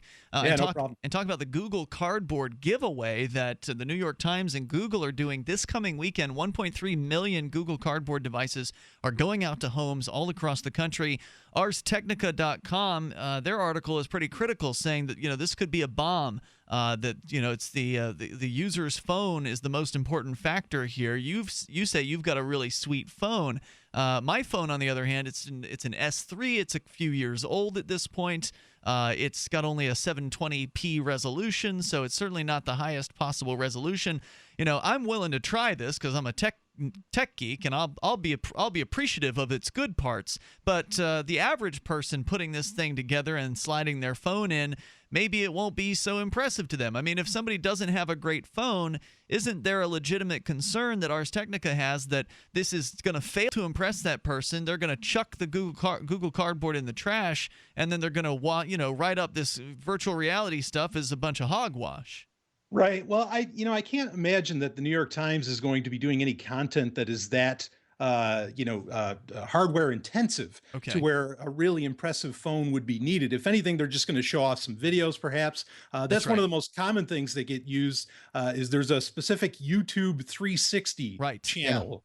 And that allows you to see 360-degree videos. I can't picture New York Times doing much more than that. So I think the lower end phones would do just fine as far as this goes, because again, you're just watching some videos, and if your phone can already watch YouTube, I think you'd be in good shape. As far as turning your head, again, I don't see New York Times really doing that much. Like I said, hardware intensive, where you got to have the specific tracking speed of your head and all this stuff. I just don't see it. So I can't see why it wouldn't take off. I mean, it might just come off as a gimmick. Certainly newspapers have tried this before with like 3D glasses, where they would, they'd send it with the newspaper, and then, oh, wow, what an interesting thing. And then, the they 3D only glasses were huge. I remember when Creature Feature would come on, if you hadn't gone to 7-Eleven to get your Slurpee with the 3D glasses in it, then you were SOL. And, right. It was a big deal. Yeah, well, that's the thing. I mean, and maybe, maybe this will work because it's bringing it to the home. I mean, the reason that a lot of, those other technologies like, or like 3D, simple, that wasn't even technology. That was cardboard and some cellophane back then too, with 3D glasses. I mean, the home experience was far better, so you wouldn't pay to go do it into a big industry. So I think this might work. I mean, that's the bottom line, is that I think everybody has the infrastructure already exists, and maybe it'll just be a gimmick, but it might be a fun gimmick, and maybe they'll just do it every once in a while, and people can break out the old cardboard to do it. What do you think? And tell me about the interaction here. I was watching a video about Google Cardboard a couple nights ago, and it talked about there are magnets on the Google Cardboard, and that somehow the magnet interacts with the phone. The phone has like a magnetometer or something like that that detects magnetic fields, and that's how you interact. Because if the phone is in the front of your Google Cardboard, obviously you can't reach up and touch the screen because it's in front of you. Yeah, so this is where things do get a little strange, and they need to improve on that. In fact, based upon which model of Google Cardboard you buy, there's a bunch of independent companies that have released this. Google really doesn't have their own official one. They only release those at their own events. And yeah, there's this funny little magnetic switch that operates, and it also, you navigate partly by tilting your head, because of course phones have accelerometers. Mm-hmm. And so that allows you to navigate through everything. And what you do get used to, and it's a really ingenious way of doing things, is that when once you're into the program, you'll hold, like, there'll be a reticule, little target reticule, and you'll hold that over a button on, this 3D panorama that you're seeing. And that, when you hold it for more than a second or 2 seconds, it will activate it. Right. Yeah, and that's very clever, and it works very well. In fact, I was using one app the other day that gives you a tour of the solar system, and you can control everything in your little spaceship all by that. The other way that this could be done, some people will actually create a thumb hole in the Google Cardboard itself so that you can stick your thumb in there and press the button that you want. So that's one of the more interesting ways of doing it. So it's easy to get over that. So is this something that people should go out and get? I mean, it's so cheap. There's like no reason that, Tech Geek shouldn't have something like this, right? Yeah, I agree. I mean, there's some great companies out there. Like I said, you don't have to buy them from Google. There's like a company called Dodo Case that they're even coming out with their own app stores for their own stuff. You don't have to use Google Cardboard particularly. They re-released the ViewMaster. Yeah, just I saw this that. year. Yeah, that's probably the best one. That's like $30. You can get it at Walmart, and it's a really high quality version. But even that one doesn't have a strap. I mean, how many of these things come with a strap? I don't want to hold the damn thing the whole time I'm using it. I mean, if it is truly an immersive experience, last thing you want to do is have your hands up at your head the entire time. Right. Yeah. That's another thing. You would buy, like, there's companies that sell these, add-on straps, and it's really just Velcro and whatever they make. What are you watching, Ian, where you need your hands free? Good one, Conan. Yeah, that's a really popular thing. I mean, porn is a big deal on this stuff. And in fact, I found it interesting. They said most the metrics, and they were anonymous metrics, but most of the times when guys would test porn in VR, they would play the part of the woman. So they were the ones, getting stooped. And I don't know what that means, but I find that really fascinating. Yeah. So you've used this to play games, watch movies. What are some of the things? Give me a quick rundown of what you've done so far with Google Cardboard, and how long have you had your copy of it? Well, I've had Google Cardboard for pretty much once it came out. I bought one, so it's been over a year. Oh, okay. Yeah, and I've watched the movies. I've played various games. The more of the, like, there's a version of Google Earth that you can use, and you can kind of, like you're in a helicopter flying over everything that's going on. Just like if, it's just a 3D representation of Google Earth. That was interesting. There's the Titans of Space. That's the one I mentioned earlier, where I was taking a tour of the solar system. That was really wild. Had a lot of fun with that. I'll admit, I have not gotten into the porn aspect of things. There aren't really any like independent apps that have done that yet. But that's about the list. I mean, the games are pretty basic. I really don't know how I feel about virtual reality gaming. I like virtual reality, like communicating and existing, and like having hangouts and stuff like that in virtual reality. I think that's exciting. But as far as like actual gaming, like putting it on and playing, Doom 3, the BFG edition or whatever, doesn't really hold a lot of appeal to me. I'm not sure how I feel. That's what I'm waiting funny, for. Because that's what I'm most interested in. Because games seem the most interesting to me in this. Yeah. I mean, obviously you're going to want to do panoramic travel stuff, which is what you've basically done at this point. You fly over something, you fly out in space, you take a look at the Grand Canyon, you look at these things. But after you've taken a few views, then you're like, okay, well, my viewing device here, I can set that down. I'm done for a while. But the games, it seems like that's the biggest value, being able to sort of wield a sword, even if you're holding a broomstick, who cares? And, squashing goblins or whatever you're doing with it, stabbing goblins. I mean, that seems like the thing that you're going to get tired doing that eventually, right? That's the whole point. There might be a weight problem amongst gamers. Yeah. Oh, man. Yeah, I mean...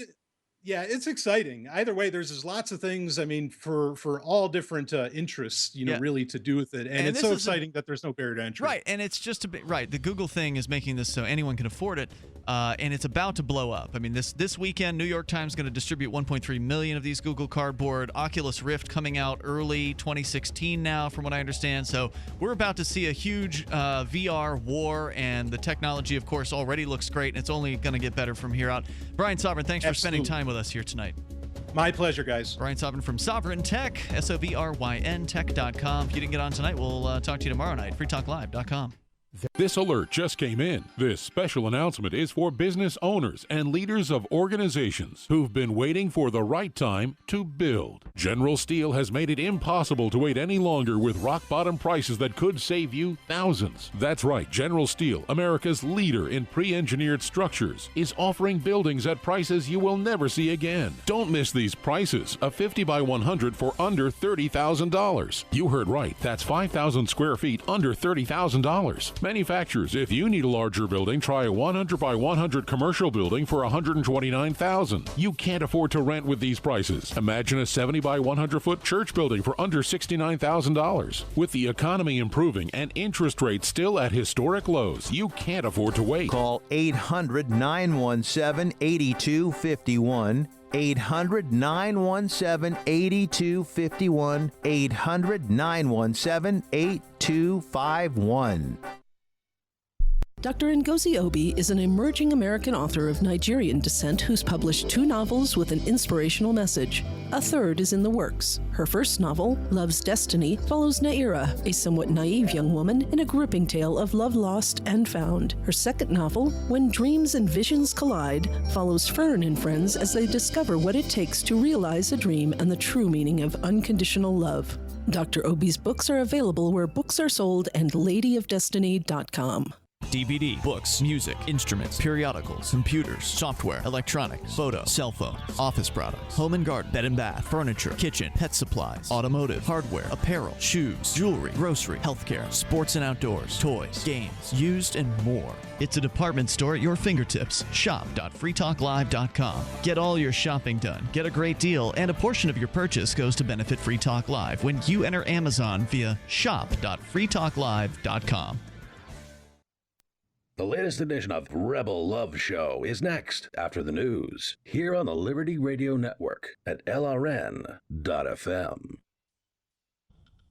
From Keene and the Shire, the Liberty Media capital of the world, this is Darrell W. Perry, host of FPP Radio News for Tuesday, November 3rd, 2015. Silver is trading at $15.34 per ounce.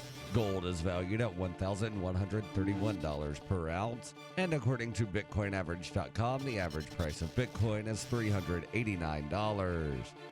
Antiwar.com reports Iraq's parliament voted on Monday to limit the prime minister's power to change the composition of the government without parliamentary approval, amid growing anger at a recent reform which in August saw the prime minister sacking every vice president and deputy premier, nominally to prevent corruption. Iraq's government has in recent years given Kurdish and Sunni Arab politicians those deputy posts as set-asides, giving them the appearance of some power in the government, and the elimination of the position was seen by many as a dramatic attempt at centralization. Former Prime Minister Nouri al-Maliki was also a vice president, and his supporters were harshly critical of removing his position. Monday's vote included a complaint that the August move was unconstitutional, though it does not appear to attempt to roll back those changes. It does, however, insist that Prime Minister Abadi cannot make any further such changes without parliamentary approval. The vote itself is a comparatively minor matter, however, compared to the tension that caused it, and the ruling State of Law Party, of which Abadi is a member, is said to be considering withdrawing its confidence from Abadi, potentially forcing him from office outright. For over 35 years, Robertson Roberts has been a trusted source for buying and selling your investment-grade precious metals. They also take Bitcoin for precious metal purchases and permanently removed the minimum purchase order for all orders paid in the digital currency. Call Robertson Roberts today for knowledgeable advice on investing and a forward-thinking approach to new technologies. 850-478-5270 or online at rrbi.co. UPI reports hacking group Anonymous has begun publishing the emails and phone numbers of Ku Klux Klan members online after making threats against the white supremacist group last week. The group published 23 email addresses and 57 phone numbers allegedly belonging to Klan members on Sunday and Monday using the text-sharing website Pastebin. Media sources, including the International Business Times, say the membership details have not been verified. The full revelation will be completed by Thursday to coincide with the group's global protest, the Million Mask March. A source connected with Anonymous says Twitter accounts affiliated with the Klan have reacted angrily to the dissemination of the info and suggested hosting a rally on the same day as the Million Mask March. Anonymous planned to release the Klan information to mark the first anniversary of the Ferguson, Missouri protest when a grand jury decision not to indict former police officer Darren Wilson in the shooting of an unarmed teenager, Michael Brown, catalyzed widespread criticism and demonstrations. A statement on a WordPress site apparently devoted to distributing information about Anonymous explained the group's motives for releasing the information. Speaking to the Klan, the group said, applying transparency to your organizational cell is the right, just, appropriate, and only course of action for a hate group composed of criminals. You can support FPP Radio by shopping online. Whether you're looking for precious metals, bitcoins, or books, you'll find that and more at shop.fppradio.com. Every purchase you make from one of my affiliates at shop.fppradio.com helps fund FPP Radio. That's shop.fppradio.com. Reuters reports Ohio voters will decide Tuesday on whether to become the first Midwestern state to legalize the recreational use of cannabis, though a rival ballot measure could kill the law before it takes effect. Issue 3 would add an amendment to the state constitution that legalizes both personal and medicinal use of cannabis for those over 21 years old. The ballot initiative was the result of a campaign that gathered more than 300,000 valid voter signatures from around the state. Ohio is considered a political bellwether, so a win for recreational cannabis in Ohio is expected to change the national conversation on legalization. 7 states are expected to vote on taxing and regulating recreational cannabis next year. Issue 3 also grants exclusive rights for commercial cannabis growth and distribution to 10 facilities around the state. Critics of the measure say this creates a monopoly and responded with a rival ballot measure called Issue 2. This ballot measure would nullify legalization if it creates an economic monopoly or special privilege for a private entity. If both measures pass, the conflict will likely end up in court. This has been FPP Radio News, online at fppradio.com. Despite a long-held consensus pointing to the mid-20s as the final stage of brain maturation, a new study has found that the adolescent brain doesn't fully form until boys have avenged their father's murder. New imaging studies suggest that the frontal cortex goes through extensive changes during the period of training when an adolescent boy prepares himself to track down and kill the man who took his father's life. But it's not until the boy stares deep into the murderer's eyes and then stabs him right in the heart that the two lobes fuse into a fully mature brain. According to Dr. Laurie's findings, the myelin surrounding the teenage nerve synapses develops when boys stake out the home of their father's murderer, put themselves through grueling physical training, and fantasize again and again about how satisfying it will be when he finally makes the bastard who took everything from him beg for his life. Now, if they let their father's killer slip through their grasp, or if they press the barrel of a gun to the back of his head and then realize they don't have what it takes to pull the trigger, then the amygdala is definitively stunted, and they'll have lifelong problems interpreting emotional information. This is the Onion News Network.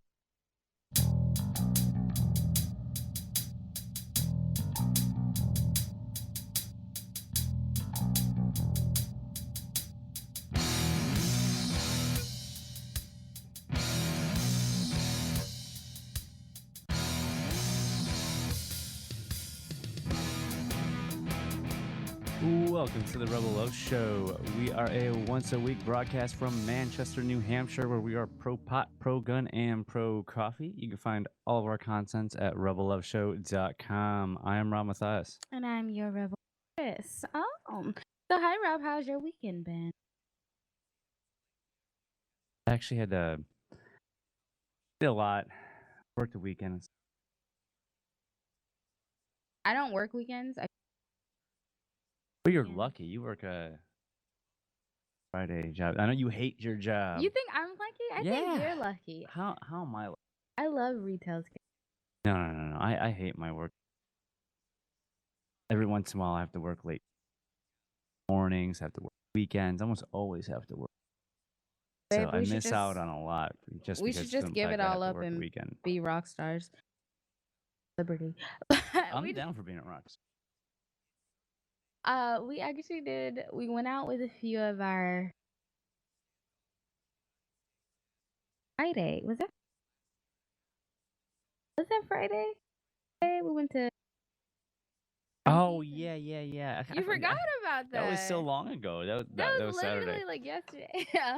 It was Saturday. So we went Saturday. out with a few porcupines. Well, it was a Shire sharing fundraising event where it was a group outing. So go, if you don't know what Shire sharing is, go type it in Facebook. They organize. Shire sharing is basically it's a voluntary organization for charity. So basically, long story short, it's a nonprofit, but hugely nonprofit. Like that. That's not telling at all what Shire sharing is. I haven't even got to. I have to explain like the backstory of what Shire sharing is. So like Shire sharing is not like a normal charity where like they have a non, tax exempt, 501c3, blah blah blah blah blah. It's just now she's a state rep, Amanda Bolden, organizing a charity where her father used to do it back in Texas before she moved here, where they would organize collection of food before Thanksgiving and hand deliver Thanksgiving dinners to people who get actually the lists of the people that people that need food, basically through like different charities and different churches.